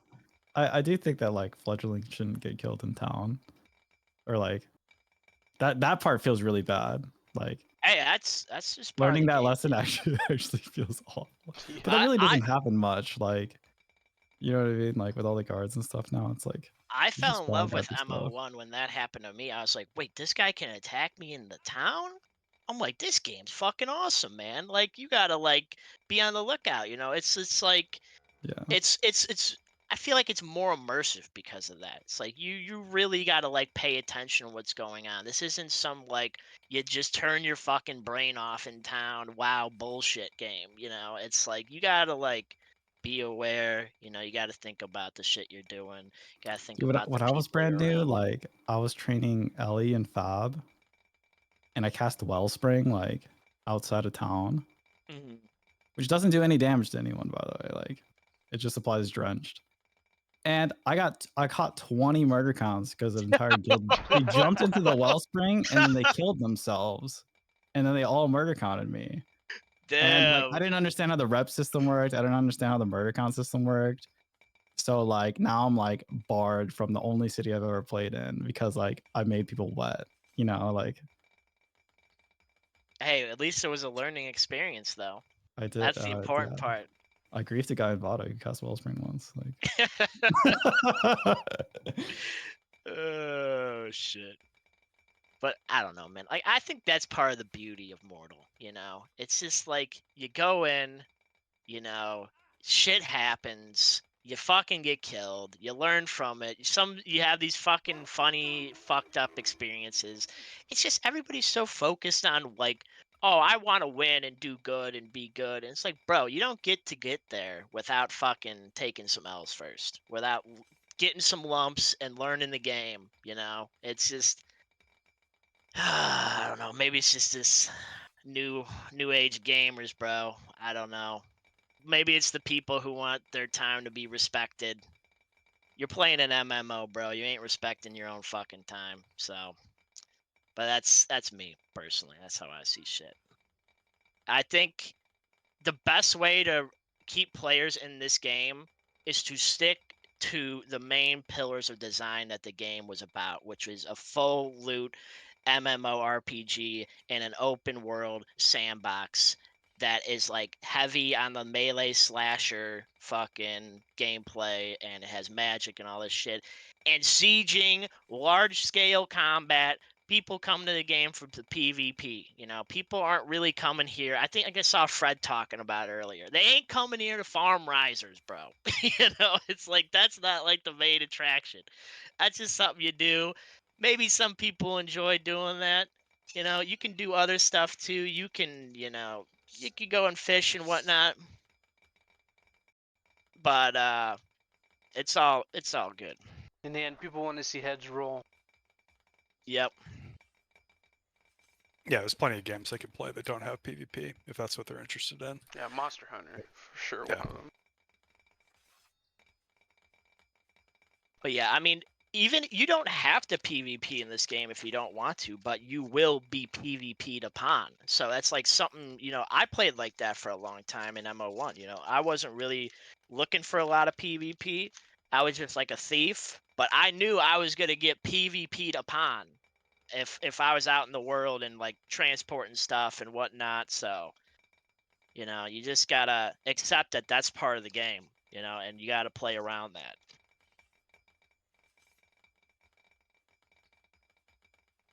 All right, I think we should do one more topic, or do you guys want to continue on? I'm good to keep going. Whatever you want to do, man. What do you guys think about? I know we talked about it earlier when we talked about tower shields, but what do you guys think about the reactive armor spell? I'm gonna say how it works again. It's you get hit once and it does less damage, and it does less damage to subsequent hits you take for around 8 seconds, and it works like magic reflect, but for physical damage. How do you guys think that is a good replacement for tower shields, or do you guys think it should be changed? How do you guys think it should work? Can it stack with magic reflect or no? It's supposed to No. be either magic reflect or this armor. Yeah, you can only have one or the other buff. And it's self-cast only, apparently. I don't he hate was- it. Henrik was saying that they hadn't quite figured out the mechanisms to make it like self-cast only, or they hadn't fully decided on how they wanted to apply that. Alright, guys, I'm gonna be the first to say it. Spamming that ability plus water word, you cannot die, does not sound like fun for foot fighters. Yeah, I All think of eight them. seconds seems too long. I agree. I think, feel like, like the spell is just gonna 3. be. The more I think about it, I just think it's gonna be really strong. Like it's gonna need like a huge fucking mana cost to justify it, or like a big cast time or something. It's just because it's gonna be, especially if you're spamming it, like Calzone's saying, like dude, it's just. It might be worse than tower shields, honestly. It probably will be. No. So, Yeah. and I I definitely think it'd be a lot feel easier like to balance than tower shields though, because it's like, oh, it's too strong, just knock some of the numbers down. Like next patch. I think Yeah, I but think how long is that gonna be? You're like I feel like it's a next patch every 3 months, right? Yeah. Sometimes more, and that's even enough for someone to figure out a new tech. That's is gonna Well, the be problem with discussed the tower in the shields is like patch. they've been indecisive of how they want to like change it. Like it's pretty clear. It's like with that one, like you don't really have to like, oh, do we add a strength requirement? Do we add this requirement? Do we do like action points? No, it's just like make the cost higher, make the duration lower, like, and then send the patch. Right? Yeah. I think There won't be like a year of like deliberating on whether or not they're actually going to make a change and what kind of change they're going to do. I think their goal is to make it so that mages and foot fighters can be on similar even grounds where foot fighters can parry. Right now, mages just have a turn around and heal yourself in a corner for like a counter to peel yourself. And I think Yeah, the that's issue what is they're that trying to like find. that is the only answer that mages have been given. Well, that and running away, right? But if you're low dex, like you don't have another answer in a foot fight, Yeah. right? Yeah, that's why tank You, mages I mean, exist. you can sit there and parry, but like now you're essentially like useless in the fight because it's like you're never gonna do any damage to someone parrying with a worn shorty, right? So you're just like a false number. I think the wand idea that you guys brought up earlier can work, where you could parry and cast magic at the same time. The issue is that they would just perma parry and heal themselves. I think that would be a huge issue. Maybe if it was a different spell school, it could work. Well, the rather than caveat just to that egg. was if you're getting hits at the same time, you can't really cast. So you can parry, but if you're getting hit, then your casts are gonna be like 50% or whatever, like less useful. So you'll have like a lesser heal that's at half effectiveness, but also takes what was it, twice the amount of time to cast. If you're parrying at the same time. Or maybe you just can't cast while you're parrying. I think that could Yeah, might that be able to work. was also the idea, but that kind of comes down to the same problem where how can a mage ever do a 1v1? Because realistically, if you're just parrying, you can't attack back. There's nothing you can do. Yeah. One thing that I Well, was I thinking mean, about was if like you're in I feel melee, like why don't you enchant the sword? I think the steel mages with the tower shields were literally the answer to that, but we're complaining about that too. You know, mages. Well, If I dismount a steel mage with a tower shield, like that's a fucking problem for me. I don't know, I'm a foot fighter. Like, if that yeah, guy just that's turns and just hands the piss out of me, like I probably don't win that fight. If we are equal skill, all things considered, and most Thursars don't win that fight either. You know, hybrids could win that fight theoretically, but you know, so it's kind of a one or the other type thing. Either I shut you down from casting, we both take each other out of the fight for however long, if I can parry, or you know, there are the builds that can just straight up kill you, but those are the builds that I think people are complaining the most about right now because of that fact. I think what can also work is that you could only prep spells while parrying, but you can't cast them while you're parrying. So if you're just perma parrying somebody, you're not just constantly doing damage while he's trying to swing on you, and you're just blocking all damage. Or make it so the like if you're chambering spells like with EQ, which is kind of a problem for a lot of stuff. Maybe make it so if you parry, it interrupts that chamber. So so you can cast at him and potentially take a hit and not parry, but still flame strike him in the face.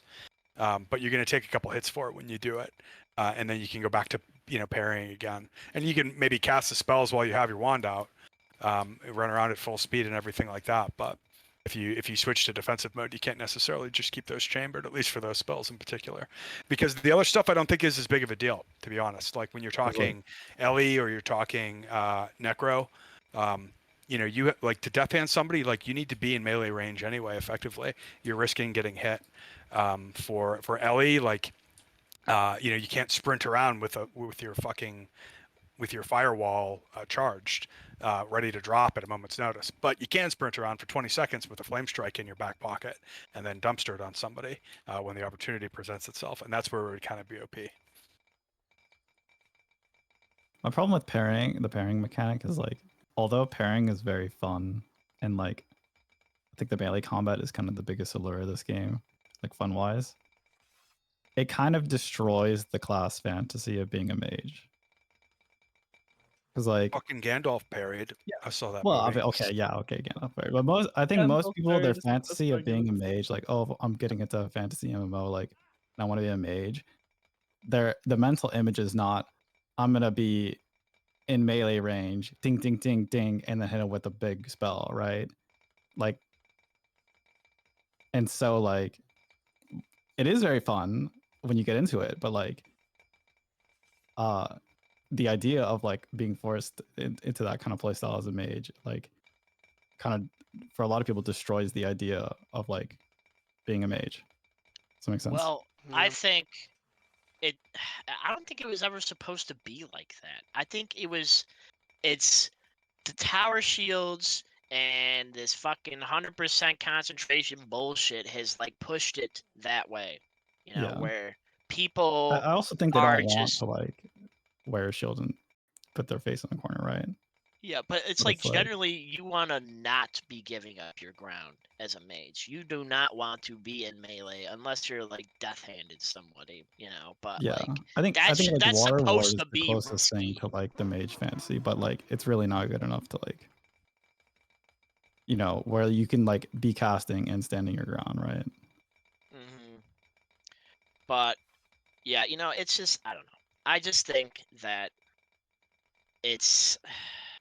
I mean, we're getting a little off topic with this, but like the way mages are working right now, it just feels like it's not really intended for like mage gameplay. Like you're, you know, if you're forced into melee as a mage, I feel like you should have to parry or you run away. But generally just running away, you die because you're taking too much damage.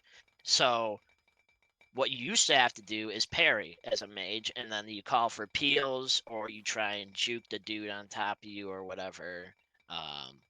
But generally, you didn't want to get into that position as a mage. That was very disadvantageous. So you would keep your distance.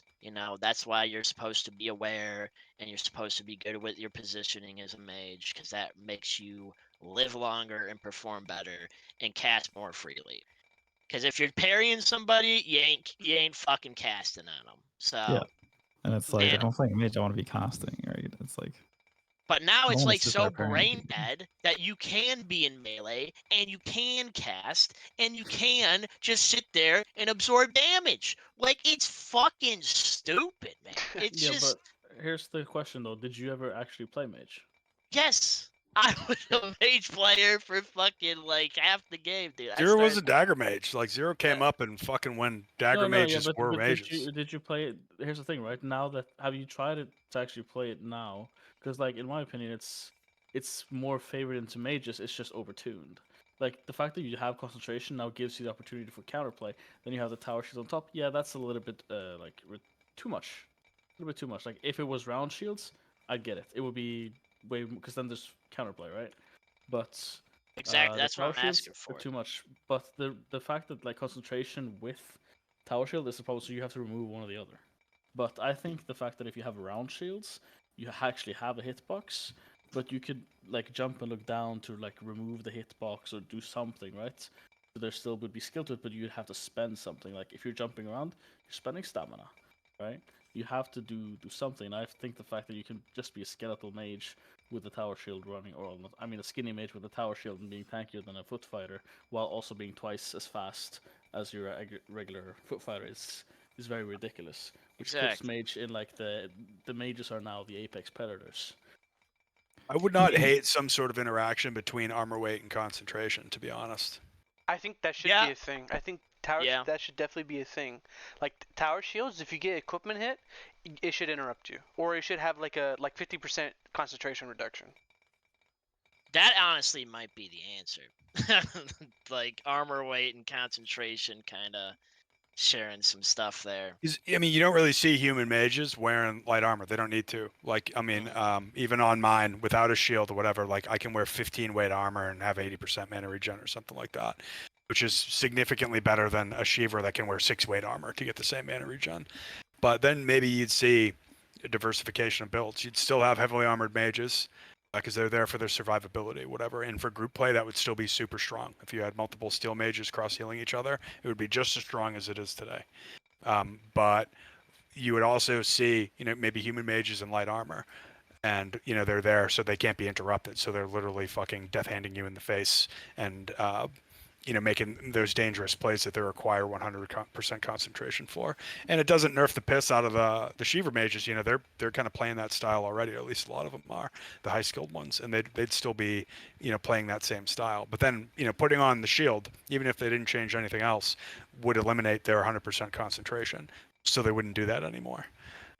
Because they want to death hand you in the face and make sure it doesn't get interrupted because you hit them twice with the dagger. Yeah, shield should not be the ultimate offensive and defensive move. It's like you put it on when someone's sticky backing you. Okay, that makes sense. And you put it on when you're in the corner trying to heal yourself. That makes sense. But your heals just don't get interrupted, so you're this tank.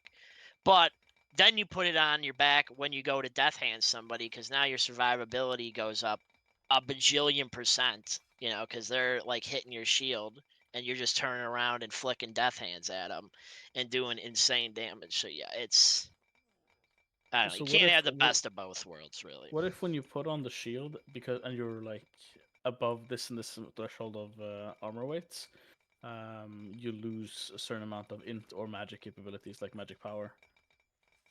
Yeah, people have talked some about sort of that. interaction like that would work well too. Honestly, I think there's a class in this game that doesn't exist, and I've been saying it for a long time, and that is the cleric. So the heavily armored, basically human mage now, but if there was some sort of interaction between armor weight and offensive spell damage, I think that would fix it as well. Because if you could just make a character that's in full steel that can heal the shit out of himself and never be killed, like that should be viable. But the problem that people have with that build is that he can turn around and flame strike you for 100 also.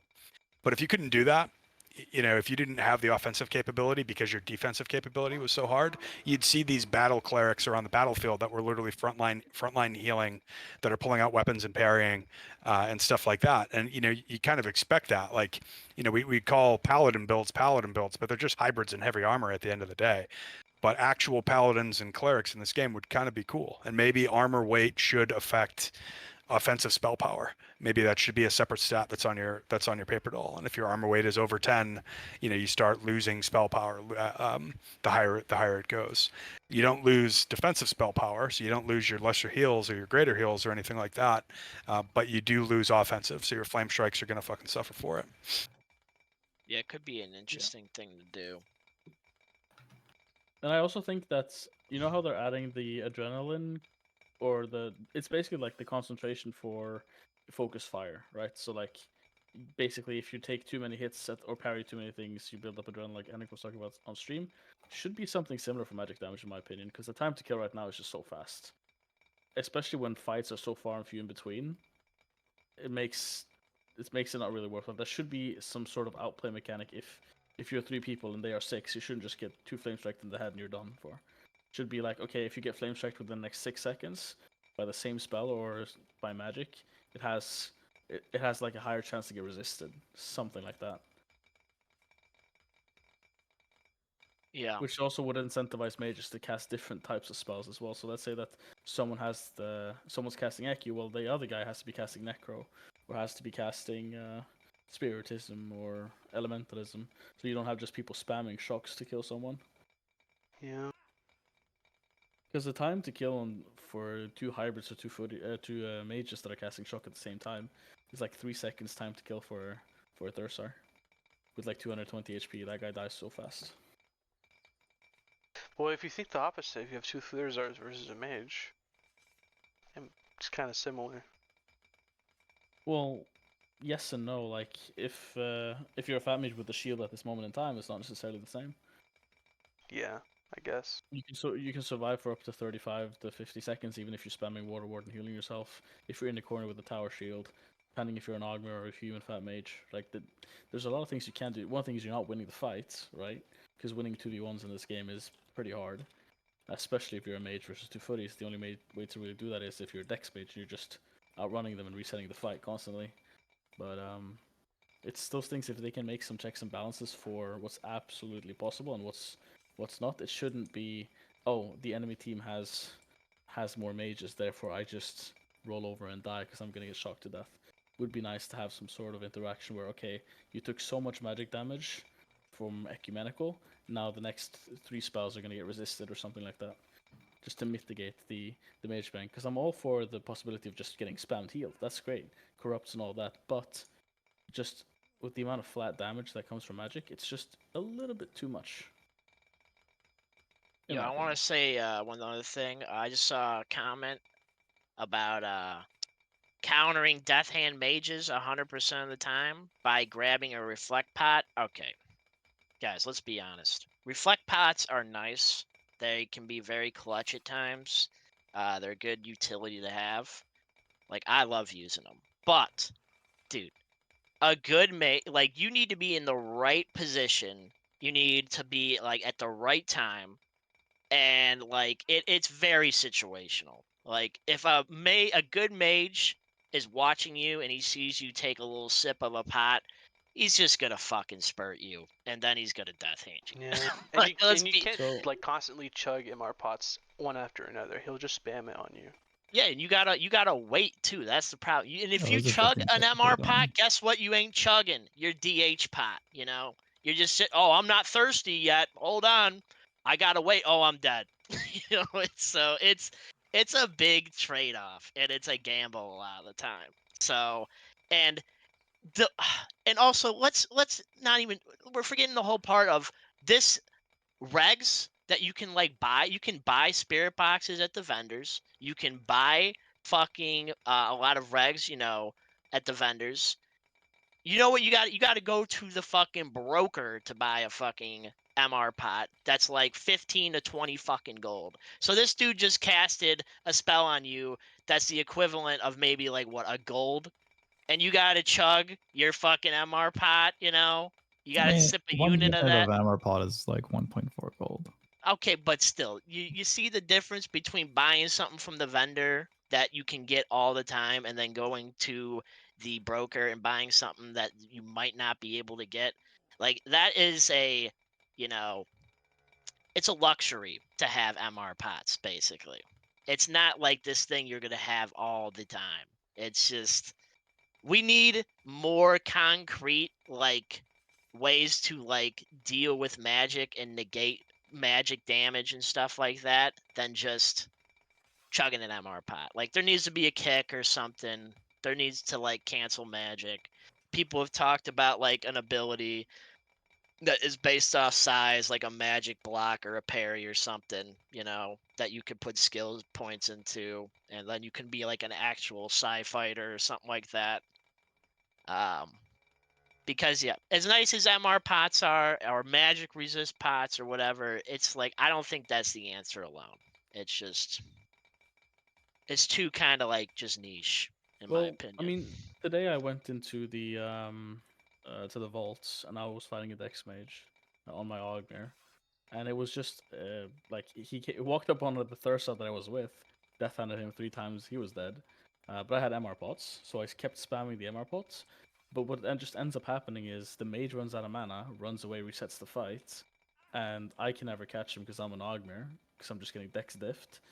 And it's not very like the moment I get close to him, I try to hit him, but he has a tower shield on, right? So right now the thing as a foot fighter is it's really oppressive to fight those types of mages. It's really really bad. So what can foot fighters then do instead of just the answer of bring an MR pot or bring your own pocket mage? What can foot fighters then do? Like what change can they make to make it more accessible? Because right now Dex mages can just run away from you in the long run. You're not catching up to them. In my opinion, foot fighters should have more stamina than mages in general. Yeah, they kind of want to like the game does work like that right now, kind of, but it's like not enough of a you know, discrepancy between the mage stamina and the foot fighter stamina. So I don't know. Maybe Well, I think endurance mages needs to get buffed or can win the strength. sprint. I mean, mages can win the sprint, but foot fighters should win the marathon. Yeah. Yeah, maybe something like that. But like, it's generally it's just if you're like in an open field with mages is like a Thursar or a human or whatever, like generally you're having a bad time. That's just how it's always been. As long as the mage keeps their distance, you know, it's gonna be a rough time. I gotta jump in just for 1 second. Just because Zero pointed Oh an argument. my All god. Oof. right. It has to be said. Zero, your argument cannot be, all right? Well, you can't use a reflect potion because it's part of your kit. I mean, okay, yeah, if you had a reflect potion, you might be able to counter them, but then you'd have to have a reflect potion in your kit. The whole argument is how strong mages are with a particular kit. It cannot be. Mages are really strong with this particular kit, but if I have to change my kit at all to be strong against mages, that's a no-go. That can't happen. No, No, magic is if just reflect pots innately are strong. in the game, Bro. yeah, it can be. Well, I mean, they're No, innately innately with strong. You how can strong literally how much negation outburst you a can get. motherfucker to death, and you can just get those regs from the vendor. All right. Dude, Yeah. size should be more effective. And I've been arguing this the entire time, and I've been called a retard on the offline Discord many times because of this argument. But, like, honestly, I'm kind of in the camp that if you have over 100 psi, magic should not be a real threat to you. Yeah, I've always kind of felt that way And too. that would kind of change a lot of things, you know, if you had that. You know, Thursar Callards would not be the preeminent foot fighter. It would be Thursar Tins. Or Thursar Sardukans that can maintain a good amount of psi. You know, people would play human foot fighter psi fighters that would be almost immune to magery. And I know mages would hate this because it'd just be characters that they can't kill, that they'd have to use Mind Blast or something like that, or only shocks only. That's the only thing that works against these guys. But like, psi should be more potent. You should be punished for running around with 10 psi, and you know, and 30 psi should not be enough to make you immune to mages one way or the other. But maybe 100, 110 should be. Like, I remember mage duels back in the day where they had to mind blast each other to death because they're fucking hitting each other for fucking 1s and 2s with T-lashes, or they're resisting literally everything. So mind blast was the most efficient way for mages to kill other mages. Nobody uses fucking mind blast anymore. Not when we have shock. Fucking why bother? You know, you can hit them for 50 with shock, or 60 or 70. Fucking so, but like Psy should have always been more impactful, and then you'd see a much bigger variety of builds as well. And people would literally spec so they cannot be killed by magery, but they're sacrificing somewhere else to do that, and I think that makes it fair. Well, the thing that someone brought up in chat is that if two mages want to fight and you have the Psy system in, it's gonna be like fucking fighting. They're with mind pool blasting the piss noodles. out of each other, just like back in the day, man. That's what they used to have to do. They'd fucking literally be spurt cycling each other and mind blasting each other. And it's almost like that now, except shock being pure damage fucked it all up. So now it's basically just Johnny quick draw with shock and who has the best aim. The And, biggest issue with mage duels back in the day, though, was no mages ever died because Yeah, it wasn't fun. the healing potential of even a lesser, right? Like the healing curve is so much greater than the damage curve, right? Especially once you add Psy into it, right? Because Psy doesn't affect how much I heal for. So I could literally, you know, if I were to, like, per point of mana, right, would result in like 3 damage. So every 1 point of mana resulted in like 2 or 3 damage, all right? Where with like 1 point of mana would result in like 10 healing. So it just, like, the mana curve was just completely thrown off. So if you were a mage and you wanted to survive another mage, like, you know, melee complain about, oh, the mage lesser heals himself and I can't do any damage. With mage versus mage, it's, oh, the mage heals himself, and he heals himself for literally, you know, 3 times more damage than I could ever potentially land. So it's just no mage ever dies. You know what I don't get is that, like, why is like healing and like holy magic like the same as like Shouldn't be. all the It other should magic? be a Like, separate school. why is the best Really flame should. striker also the best healer? Shouldn't be. I and mean? Like, we it doesn't talked about work this like the other that day in too. Like, anything else, right? they should So, delete ecumenical and make a couple other schools. You know, like, they and should there have, should be like, a holy healing magic should be school. its own school, Yep, I agree. right? And And then then, it like, can you have don't different get to choose. rules. It can have different rules than the other schools too. Like, and Like, then if I max spec into EQ, I shouldn't get to do all of it the best, better than everyone else, right? Like, I shouldn't be able to out heal all your damage and out damage all of your healing, right? yeah, it should be one or the other. And you know, and honestly, if Psy affected healing spells, like more so than Int, so if the limiting factor for that was Psy, you know, it would break a lot of builds. Like DKs and stuff like that would have probably have big Psy instead of big Int, but it would be interesting because you'd have different builds. You'd have DK builds that are literally spec for damage and their mana bar is there to kill people, and then you'd have paladins whose mana bar is literally spec for heals and they're there to play support and to reset themselves. But it'd be 2 distinctly different builds versus the same character class right now. You should have mental offense and you should have like mental healing. yeah, it would affect hybrids and stuff like way And more. it's like, if More a so Psy than mage is mages. Mages would still unkillable- have big side. They'd still be able to run both schools and kind of play the same class they're playing right now. But there should kind of be a difference there. It'd honestly be a buff for paladins, because then you could throw your shit in Psy instead of Int, and then you could have more magic defense, you know. And Yeah, you'd be better at killing mages on that build Yep. for sure. Like you'd take Yep. less magic damage. You have all the other human clades. and You'd then be you very can hard to roll- kill, like paladins You don't are in really other games. You really take magic damage as a paladin.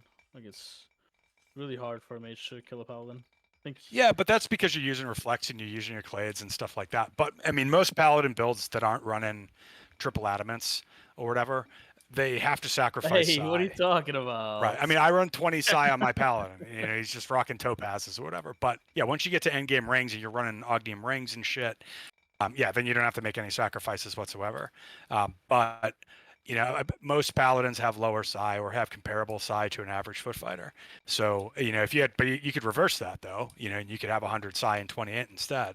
You'd have the same mana. It doesn't really change the layout of the class very much, but it does change what they're capable of doing. But I think you'd still see both. You know, you'd see the offensive bent Death Knights or Dragon Knights that are there, and they're dropping walls and they're doing stuff like that, throwing fireballs, Death Ending kids, dropping miasmas. Like those would still exist, but those dudes wouldn't also be able to fucking spam heal themselves back to full 5 times on a mana bar or 6 times.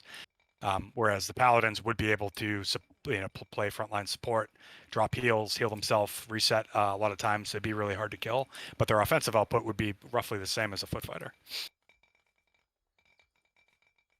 Yeah, I could see that being like if they change the Psy to be for healing. I could see like Vila, like Dex Fighter, Paladins, like Shiva Paladins, just being like that would be like a go-to build, basically. Like everybody and their mom would be running that shit. It wouldn't be like there would be no more like just Vila foot fighters, bro. They'd all be fucking lesser healing themselves and shit. But I do kind of got an issue with lesser heal and greater heal. I feel like those spells are just too goddamn efficient, especially lesser heal. It's just that's why it's so good, and like the spell power's going up. We're getting Yeah. people Dude, I have the lesser heal for economic. 44 Yeah, on my fucking dex Fred mage. Like, literally lesser healed someone for 50 in scrims the other day. Yeah, Like, jeez. that's a lot. It's I mean, fucking way too much. dude, we got these outlier spells like lesser heal and shock, G heal now also. I've seen G heals hit for over 100. They're too overtuned right now. Shock mostly because it's a low mana cost. It does a shitload of damage. It's really fast, and it just goes through psych, which is just, dude, really, like, like it's just something's got to go with that. But same with Heal. lesser heal. It's like it used to be in line, but now with the trinkets and the mastery, it's just it's getting overtuned. I mean, I have a different take in that I don't think damage is too high in comparative to where healing is, right? The biggest issue is if a mage knows that damage is coming, like if I know damage is going to land on Boden and I start like moving lessers over to him, he is not dying unless someone puts a corrupt on him, right? The only time people die is if the damage is coordinated on them faster than the healer can react, or if there's a corrupt that isn't dealt with, right? That's why like you got to be so proactive with You can react purifying with corrupts, heals is very because fast. corrupt is the only window in this you can game. die in if you have a mage healing you. Yeah, but then you're just saying it right there that there exists counterplay.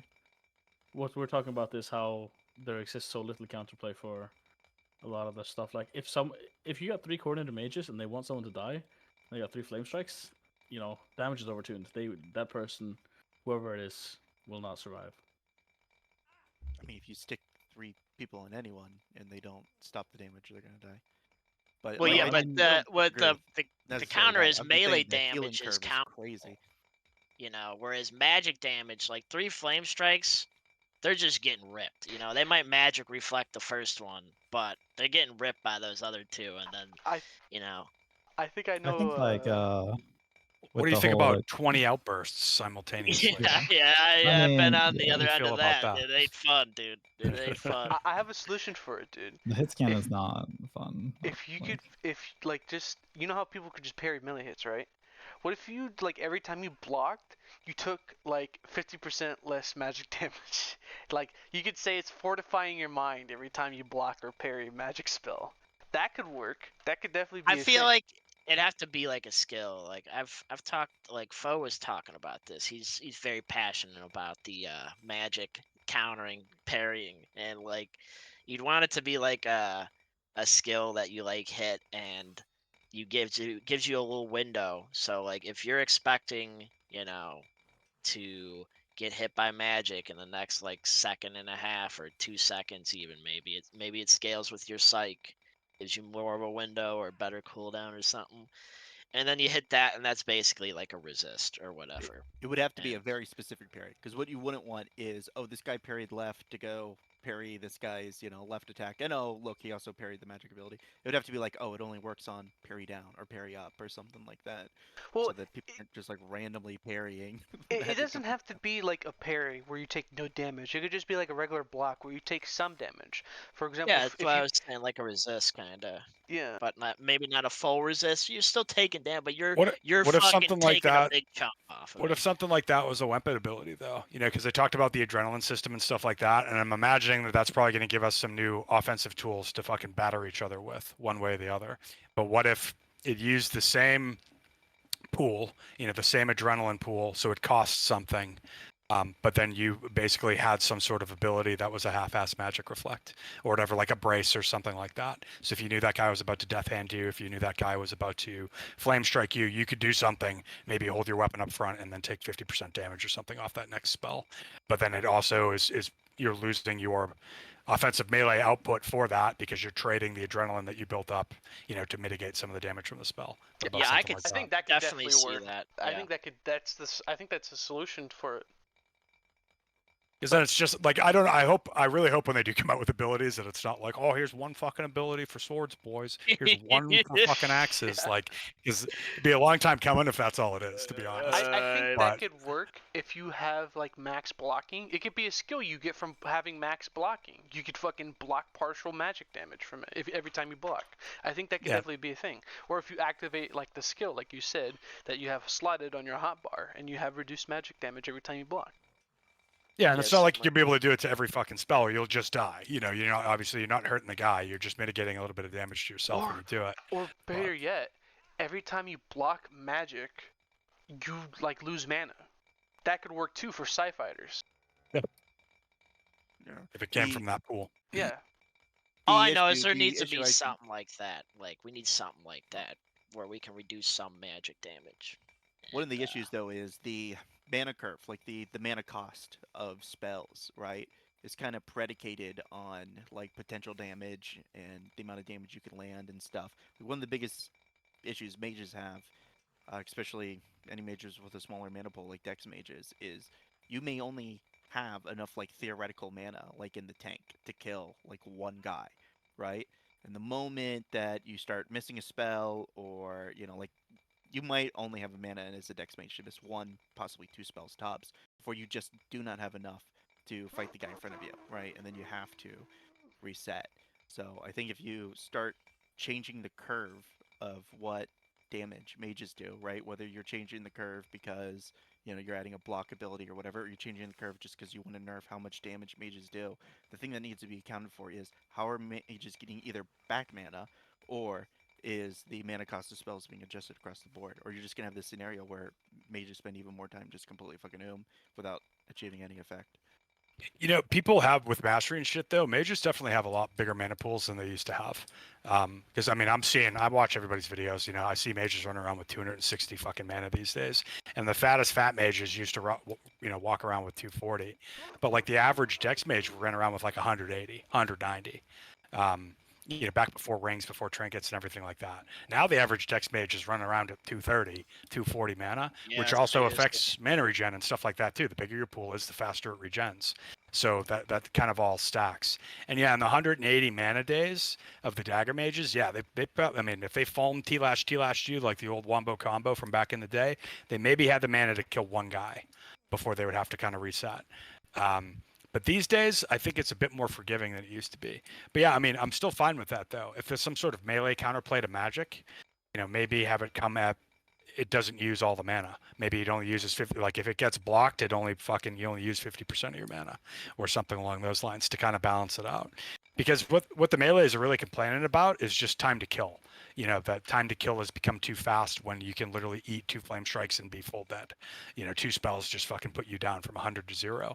So if there's something that extends that interaction to 4 spells, then that has doubled the time to kill, which would hopefully make the melees happy and not completely fuck over the mages at the same time. Especially if those 4 casts that you had to do took the same amount of mana as the 2 casts would have if they landed for full damage. I and think I was I think just what they say should do is increase the mana cost for spells that do more damage and decrease the mana cost for spells that do less damage, right? So right now, Flame Strike, if you have enough int, Flame Strike actually becomes more mana efficient than Lightning, okay? So, that doesn't make sense. If you're going to burst somebody, if I'm going to just try to kill you in a blink, if I'm just going to try to race down the kill, I should have to pay for that utility, right? So Flame Strike should have a higher cost per point of damage, and then something like Lightning, right, which does a lot less damage, should have a lower cost per point of mana. That way, mages will look at their mana bars and say, okay, what part of the fight am I in? Am I the part of the fight where I just want to race down and kill somebody, or am I the part of the fight where I can do more sustained damage? Okay, well, let me start casting, Lightning here. All right, it's only cost me, whatever point per point of damage. Okay, now that guy is about to be killed. I can race into a kill on him. Okay, now I'm going to cast a spell that's going to chunk half my mana bar and try to hopefully get a kill on him. Because right now, it's always race for a kill no matter what all the time, because the spell that does the most amount of damage is also the spell that's most mana efficient. Yeah, I had, kind of agree. It'd be kind of cooler if people were slinging a lot more outbursts and lightnings and T-lashes than just going. I mean, now it's flame strikes and death hands, boys. Like fucking, if you've been out there fighting, you're seeing it just like I am. So, you know, I want to say that like the main problem with magic and fights and like why we need a better ability to counter it is not usually because it's like one mage you're fighting. It's a mage and his melee buddies, or or two mages or three mages all like hitting you at the same time. Like these are the major issues with like magic damage, because it's coming in like these huge bursts where you can't like fucking do anything about it, really. You know, if it's just one mage and you can run at them, you know, and then it's well 1v1 between you guys. You know, the mage can fucking try and death hand, you can try and get away, you know, you can try and tie him up, whatever. But like when you're getting all this magic thrown at you and like you are parrying other dudes, or you know there's multiple mages, it's just you can't really like do anything to deal with the magic. It's just as long as they're hitting you, you're just dead. You know, you can try to line of sight them, you can try and drink a magic reflect pot, but you're just getting fucking blasted. So that's where like the whole idea of like having a button to reduce some damage, or being able to like block and take reduced magic damage or something would kind of go a long way. Fuck, I forgot my second point. I don't know. Someone talk about something. Let's see if I remember what I was gonna say. I know Henrik talked about previously in the past, and it's something I saw him in a conversation bring up again, which is adding a tracer to spells. So, like, one issue is, all right, if I run up and I'm on your flank and I T-lash you, right? So I get the first T-lash for free because you don't see me, okay? And now you spend 2 or 3 seconds scanning the battlefield. Where the fuck did that T-lash come from? And then I T-lash you again. Okay, now you found me after the second T-lash. Now you're going to run to me. Okay, now it takes you 3 seconds to run to me. Okay, well, I T-lash you a third time, right? So Yeah, that before would you've even definitely gotten, help. yeah, so before you've even gotten to me, I've landed 200 damage worth of T-lash on you. I, Right? I feel like So- all the hit scan spells are just like way too much range. That also, a lot of them Flame do strike have. has a lot of range. I in my think opinion. there also needs What to have be you more never not in effects. flame strike range with somebody? I think there Yeah, needs to like be more all effects the for- hit scan is like it wouldn't be like hit scan wouldn't feel like such bullshit if I was like, you know, 2 spears length away from you or something like that, right? You know what But we were it's talking like, about the other no, I'm day, which I fucking- think would make a I'm lot of blasting people your happy. Orchestra as soon as I get attacked. Like, Well, What are you people were saying, bitching about Earthquake the other day. You know, mountains were bitching about Earthquake, but I feel like any chambered spell, there should be an active particle effect on your hands while the spell is chambered. I think, Yes, like, thank you. you know, the animation it plays when it's charging. Yeah. I think you should just keep charging until you release it. Yeah, your hand should be crackling the entire And time. you If should- you're I holding think- I think Earthquake, with it should be X2, obvious. If you're like- holding a T-lash, it should be obvious. Yeah, it should I think be you should like that for also every walk spell. the same speed that when you're charging it, like, and it should just keep charging until you release it. That right? would All be- the that'd other be spell good. schools kind of work like that, because you know they charge and then they release. You know, Yep. Mhm. But like ecumenical, you get the hold. And the guys, the Yeah. hold is fucking OP with ecumenical. Yeah. I still think the hold time needs to be reduced, honestly. And You know, also, especially because of earthquake and shit like that. in MO1, if someone was corrupted, there would be a visual effect around that player if they were corrupted, or if they were fulminated, there would be like a bright green effect on the player if they were fulminated. So it was more easier to tell if that player needed a purify or like heals. And I think And I think also, like in ML1, if you Thunderlash somebody, the Thunderlash would go directly from the player that casted it to the player that received it. But I Yeah, don't you'd know- see I a don't know if it's projectile. different. You'd see it fly across the screen. Fucking, and here we don't have that. I also think, though, you brought up a good point, which is you should be able to see corrupts and foams of people in the game world. The more you could play the game in the game world and less time just like playing it in the Looking UI. at, yeah, or looking at fucking, At you know, their hit buffs. point bar. Fucking, Yeah, that would help a lot. Yeah, that like would I actually like how help like the immensely. bloody effects and stuff. Like, that helped a when lot, you can- honestly. Like, that the blood feels great effects to, like, just good. throw heals at people with a lot of blood stains on them, right?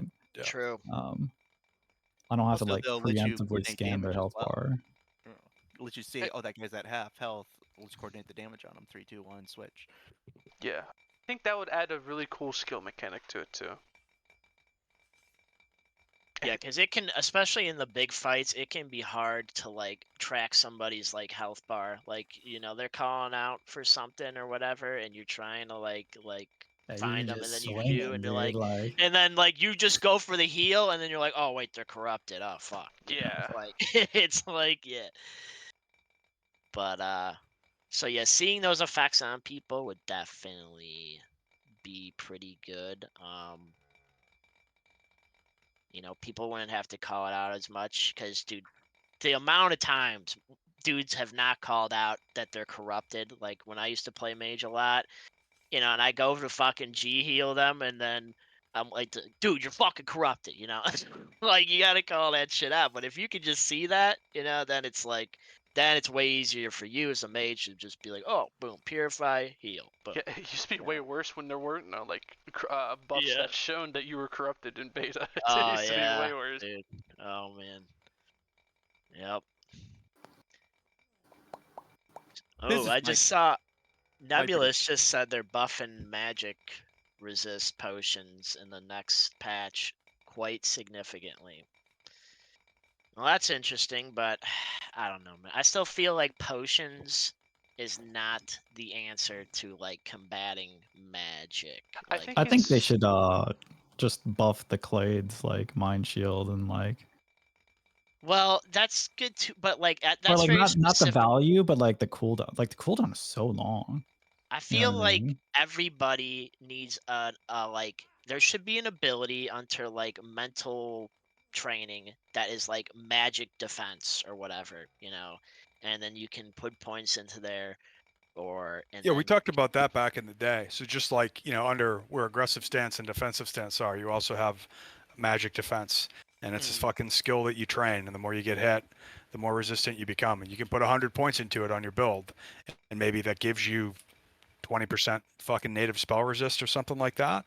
But you have to sacrifice your build to do that. I don't know a single Thursar that wouldn't take that shit. exactly, dude. They would. Thursars would be it would be in like every Thursar build because that is the downfall of Thursars. Like they just and then I mean Velas and humans I would would be fucking very take that. resistant to magic. Yeah, fuck mounted So- archery. I would take that shit. Like, Yeah, I mean, well, almost everybody would take it, and and then that would kind of fix what we have going on today. So instead of getting flame strike for 100, you'd be getting flame strike for 80, which is a more reasonable number than a fucking 100, even though it's still pretty fucking high.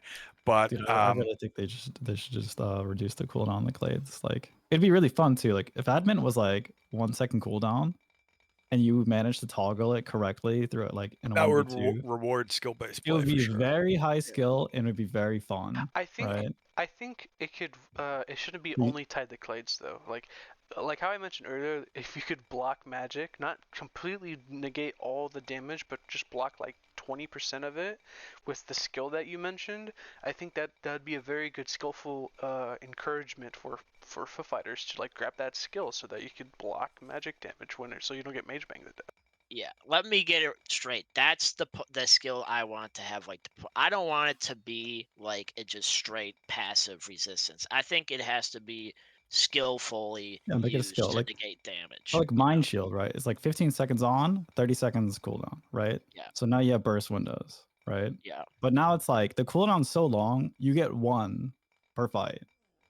And if you don't use it correctly, you die, right? Well, I think Like- a lot of things, though, to that point, though, Roy, were balanced around what the game used to be, not what it is. And fights used to be so much longer than they are now. Now fights are over so quick that really any clade only gets used once a fight. It doesn't matter if your cooldown is 5 minutes. Most fights are over in 3 minutes, right? kinda I true. think, yeah. 50v50s used to be It's 30 pretty minute rare slug for a matches fight that sometimes. lasts longer than 3 minutes. Like, Yeah, like I've Well- literally fought before and had it take over half an hour for the fight to fucking end. And these are not sieges; these are literally on the steps, like fucking big giant fuck off fights. And the whole sustain phase of fights has kind of been cut down because our damage output is so high now that you don't have to. the plays are easier to make, I guess. Everybody hits harder, spells hit harder, everything hits harder. So yeah, HP's gone up a little bit as well, but it hasn't kept pace. So time to kill is really, really high now compared to what it used to be, and that has sped up a lot of these big fights, which isn't necessarily a good thing or a bad thing, but maybe there does need to be a happy median somewhere in between. You know, they got to be careful too, because the thing is, like, if you give too much magic resisting ability, yeah, these fights are going to go back to being like half-hour long fights, because what else do we have that it's problems? Fucking hot food. Dude, hot food is fucking ridiculous, man. Like, it is so good. And, like, everybody's got hot food on them nowadays because it's so bustedly OP.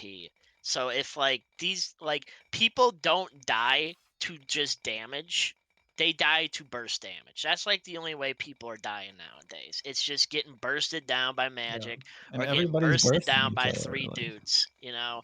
And like having shit like hot food makes it so that you like don't die to just like random fucking hits I- over time. You know, well, I'm you don't thinking, get like, attrition down. Raise the time to kill, right? Kind of closer to what the old system is, but then add the adrenaline system so that like you have the burst damage. It's just that you don't have it right off the rip with 3 guys with flame striker or something like that, right? It's like Well, if you're brawling it out for like 2 minutes and one side has been playing it a lot better, so they have better adrenaline. Now they can like burst the guy for a kill or something like that and get momentum and start to close the fight out, right? yeah. But I 'Cause mean, the problem is like it the gonna time to work kill is with? low, and then the time to kill is gonna get lower in the next 2 patches, right? Most likely, yeah. I would say. I don't know. I kind of like the idea of if you want to add opportunity cost, like for mages, right? You know, if you want to cast the flame strike, yeah, you can hit that guy for like 80, 85, but make it cost half your mana bar to do it, right? And then take like make spurt mana neutral, make lightning, you know, not mana neutral, but make it like much more efficient on the spell scaling, right? So now if mages want to contribute damage throughout the fight, they're not bursting people down, but they're also not running their mana bar. And then if they want to burst somebody down, well, you know, there'll be a window for that. They can try to execute on it, but it's going to cost them half their mana bar, so they can only do it, you know, once or twice a fight.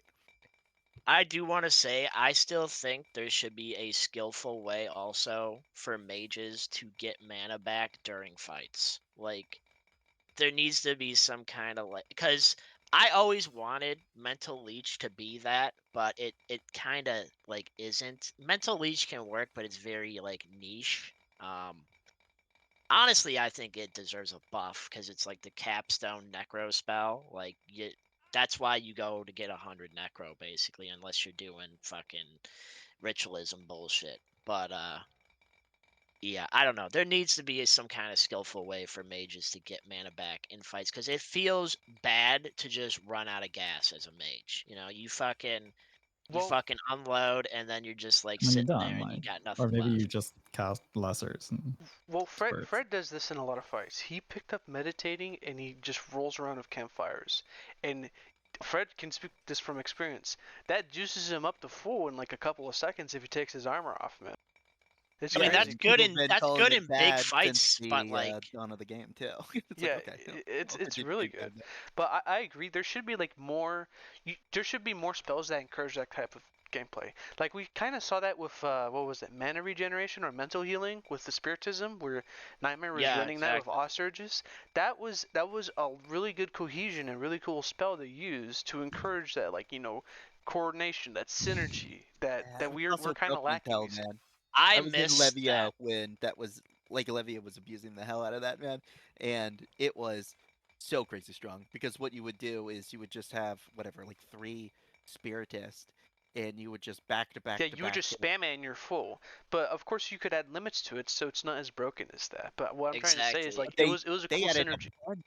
They had a bunch of limits to it before it disappeared. The first limit was okay, you can only have 1 mental healing buff on you at a time. Okay, well then you just have Spiritus 1 do it, and then when that one's done, Spiritus 2 does it, and then when that one's done, Spiritus 3 does. Right? You know, you just rotate it, you know, in and out. They I don't know. Go look at the changes they made to mental healing, man. There's a dozen changes they made to it, and it wasn't until they finally put it into the ground that people stopped using it. It was incredibly strong. It at least took like coordinated gameplay though. That's why I like respect it. It was overtuned, but I don't think it deserved to get completely axed the way it did. You know, it was you had to coordinate as a team, and when people did it well, it fucking was strong as fuck, and it made some builds like perform way better. Like all of a sudden, these fucking necro builds, these fucking Death Knight builds are popping the fuck off. You know, Yeah. because they're but I don't know. A lot of stuff's been reined in since then. Like Surge has kind of been reined in. That was kind of the big spell that was really benefiting from that a lot. But you would just have a lot of Ellie spam also.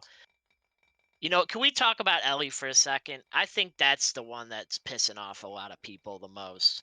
Yeah. You know, Ecumenical definitely is, and then Ellie is the other one. I think the other schools are fine, but dude, Ellie, and we've all seen it at the sieges, man, and stuff. It's fucking It's ridiculous. fucking And ridiculous. it's just badass to look at though from the sidelines. It's It really is. cool, but it is kind of crazy. There needs to be some kind of counter, like bows. weather If you could shoot out the fireballs. If like It's fucking I ridiculous. think it needs to be controlled more by the weather, like it was meant to be. Like I don't understand why you can cast like some of the best spells without controlling the weather. Like Fireball is OP in yeah. those big fights. Fucking the Lightning Ball OP in those big I fights. think like aggregation spells, like all of them double the mana cost. Yeah, I think so too. I think It doesn't make get sense away that I with can some. shoot like almost 10 fireballs right at the start of the fight and then like also be like close to max mana like pretty soon afterwards, right? And then get back in the fight. Like it's crazy. I was kind of under the impression that the weather magic and Ellie magic were going to be more intertwined than maybe they currently are. Exact. That's Under that's how pretty it was in ideal MO1. circumstances, like I can wipe a whole Zerg with 1 mana bar. Like Yeah, it's What? way too much playmaking power, dude. Like you can make such an impact with elementalism. It's crazy. It's just as one mage, you know. And those big fights, if you just hit like 2 fucking good fireballs, man, you could just blow up like 10 guys instantly. One fireball and the entire like way of the fights fucking changed. For the example, way Yeah. like lightning bolt chains off people. that's crazy. If 2 too. people stand next to each other, Oh, one yeah, it's lightning bolt nuts. does 100 damage to each of them. That's Yeah, 200 damage. I've been 50%ed by a single lightning. And it cost me lightning bolt 36 before. mana. Yeah, the value is just it's crazy, especially in those large fights. You know, you get so much more exponentially more value from these spells when you're hitting on a lot Like, of I mean, targets. there's No. a whole tactic now of just having naked rat mages flank your fucking group Yeah. and fireball the piss out of you. And Like that's a what we whole don't. We a tactic. lot of don't guilds want do. I mean, stuff all like the jungle that. does it. Odyssey does it. I mean, even we do. Like even Bago does it. We do right? it if we get the I've done chance. it to a ton of Uh, people. Like overt is like 90% of their guilds is naked rat Ellie mages. Like Right, but it works It's really about well that. if you actually have a melee frontline, which Overt does not have. So, yeah, and then that's you just all they push. have. You just push right off of the barrage, Yeah. right? And it's like but yeah, combining all the things together, it is crazy strong. And I know a lot of people are really mad about just AOE in general. like double the mana cost, double the cast time, half the range. Solved. Controlled by weather.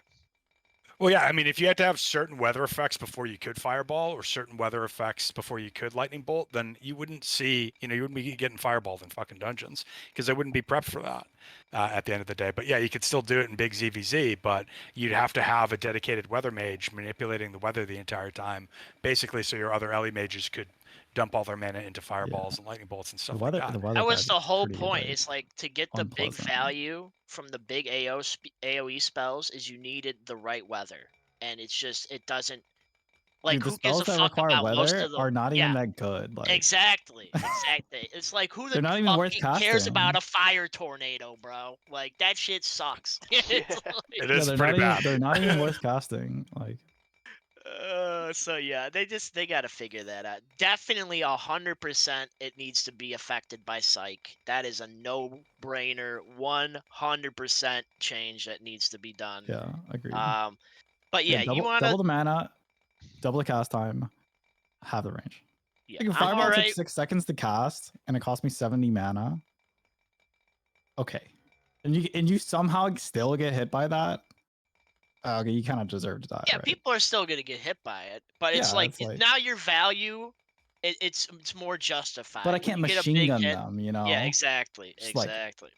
eight wouldn't eight these- fireballs in like 20 seconds. Boom, boom, boom, boom, boom on your whole Zerg. Yep. It's way Like, too okay, now you much. guys are wiped, right?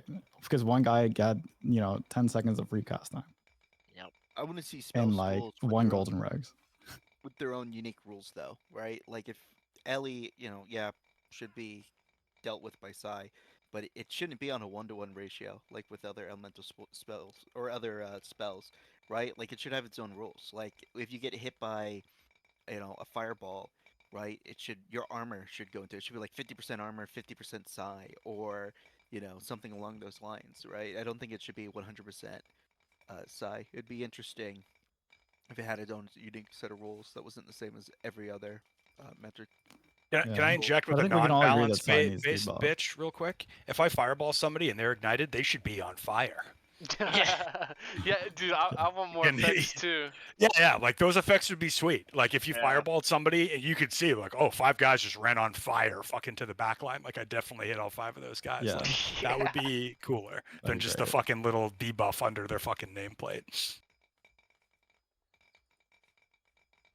Yeah, and like, yeah, I don't know. But like Roaring Winds, like it's very impactful, but it takes 10 seconds to friggin' charge up on someone, right?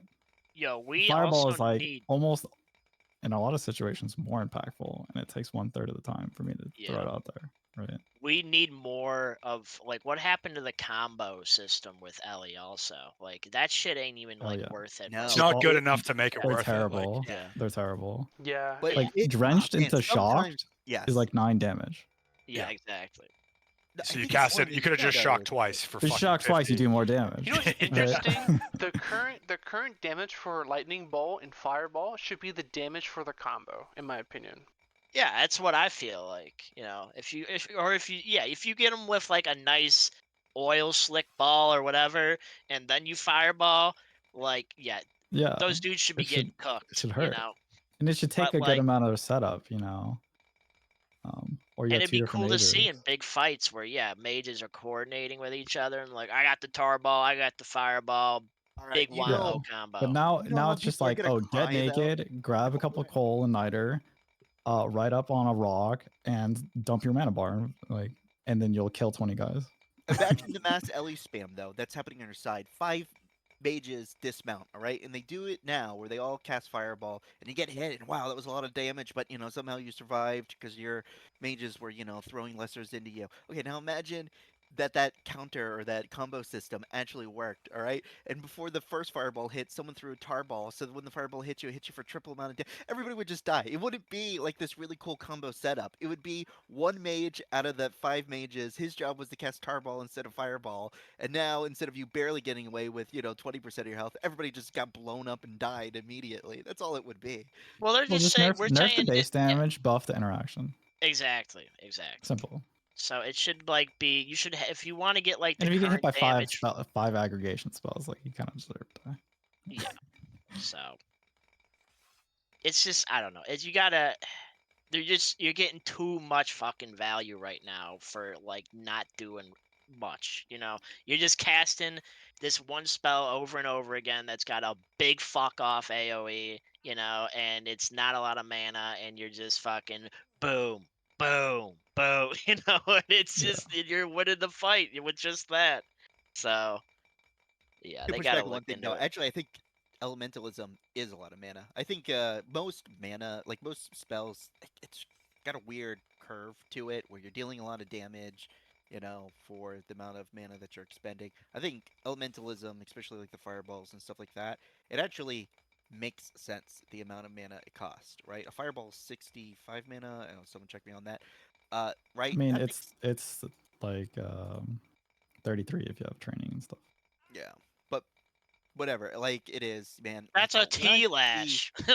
Yeah, when I see enemies Yeah, that's a spamming, T-Lash. yeah, when I see enemies spamming Ellie, a lot of the time it's don't interrupt them, let them dump their mana bars, right? Because no spell has a greater effect than lesser heal, right? So if you can trade lesser heals for fireballs, you're gonna come out on that exchange.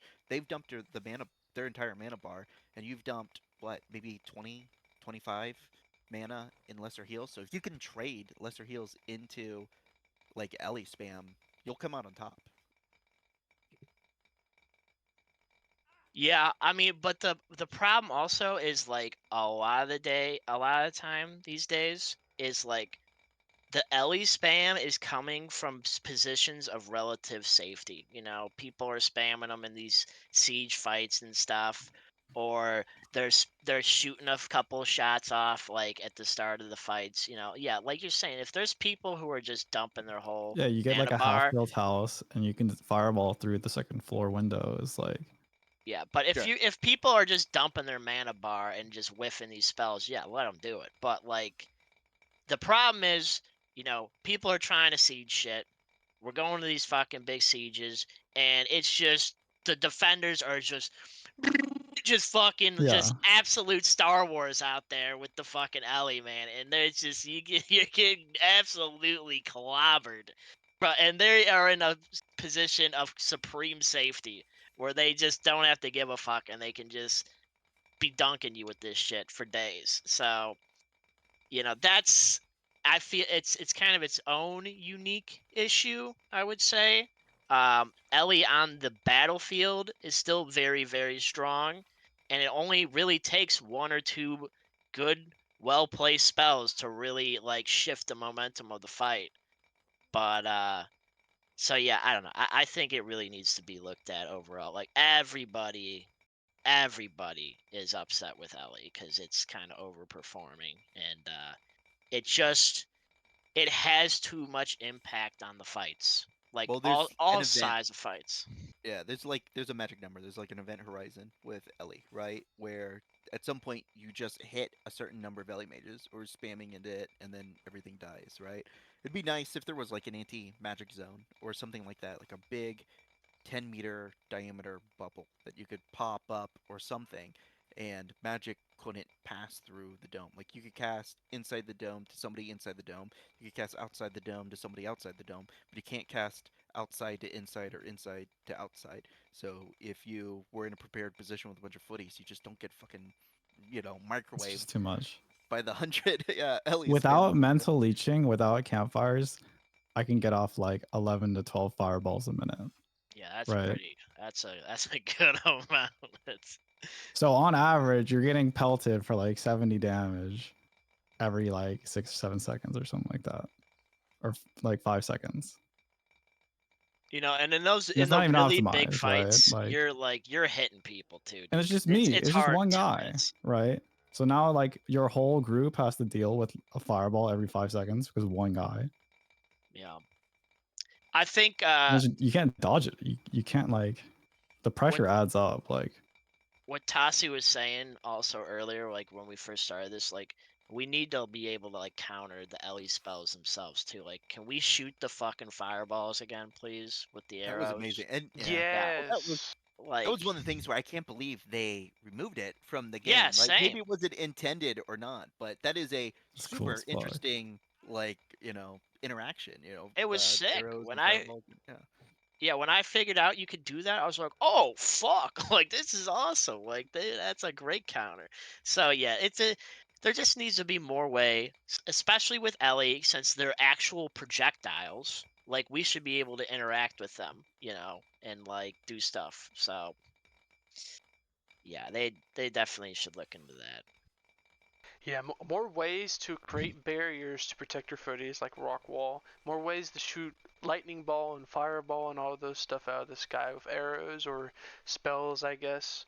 And I think Ellie would probably not as many people would complain if there were ways to counter it using logical like things. I think that would be. I Exact. think that would definitely work. Yep.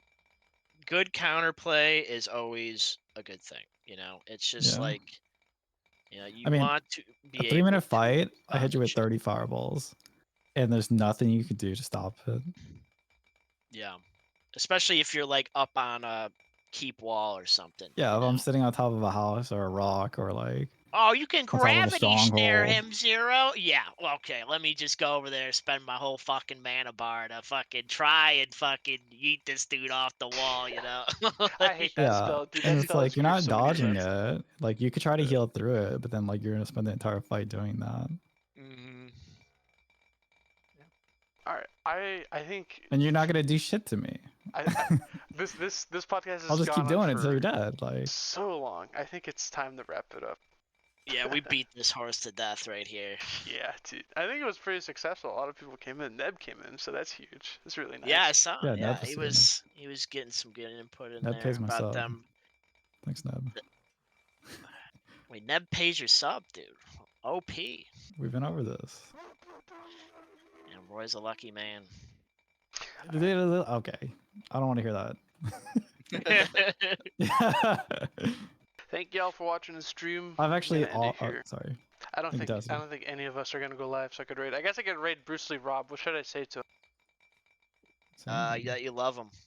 I love him. Ask him if he wants to Been come on raided. and show an episode or something. Yeah, you need to. I think the next one should be you, Boden, fucking Barados, fucking Azog, fucking who else could you have? You can throw Tutara. Demra in there. Like Demra No, seemed let's like the get one like to a talk about Carney leader, Magic. so like Valine or Vishen Yeah. or Antheus, you know, Yeah. and let's start talking about fucking Yeah, just ask him to come politics on in the the next game. episode or something. Yeah. That'd be cool. Just go for It'd be it. a good stream. I think the next stream I'm gonna do mounteds of Vicness and probably some other mounted players that play. That'll be good. Yeah, definitely need to get Vic Sure. on here. Yeah. Vicness, Giggy, maybe Nerion, I don't know. Jaeger probably. I think he would be down. And then I need a foot fighter and a mage to represent the people that we just absolutely destroy on the ground. So you can argue about EQ for an hour straight? Yeah. Oh, dude, that's what it's gonna be. It's gonna be the ultimate EQ cope stream, dude. It's gonna be awesome. You know how Yeah. you fix it super easy way. Make it so you can't cast it on yourself. That's it. You know, make it so you actually have No, to that won't know fix it. spacing and land it, and instead this- of That just won't People are fix running with I don't people even are cast good it at on landing it myself, these like- days, man. It's not too hard, Yeah. especially if you're on a spider. Oh, don't even get me started on that bullshit, man. Like no wobble, bro. Just straight boom right in front of you. Oh, this the base for another stream. The Starting EQ the raid. crying stream next. Okay, All right. next week, whenever the next. See you Thanks for guys the later. invite, dude. I had fun. Hmm. Yeah, it was a pretty fun podcast. I think it was very Alright. successful. Thank you. Yep. Yeah, no problem, man. I'll see you boys around. See ya. Sorry, I didn't know you were doing a podcast. Some of your sets. Still good, it's doing over it. now. You're live right now. No, I'm just Fuck! kidding. Oh crap! Big John, can we handle these motherfuckers? Yeah, okay. Oak logs in. Don't say Big anything John's that there. can I'm get you there. banned. GG. Smack Vishen on his ass. Spank his butt cheek. Take his gear. Vishen's a All right, good guy. let's take a break. Why is Starvolt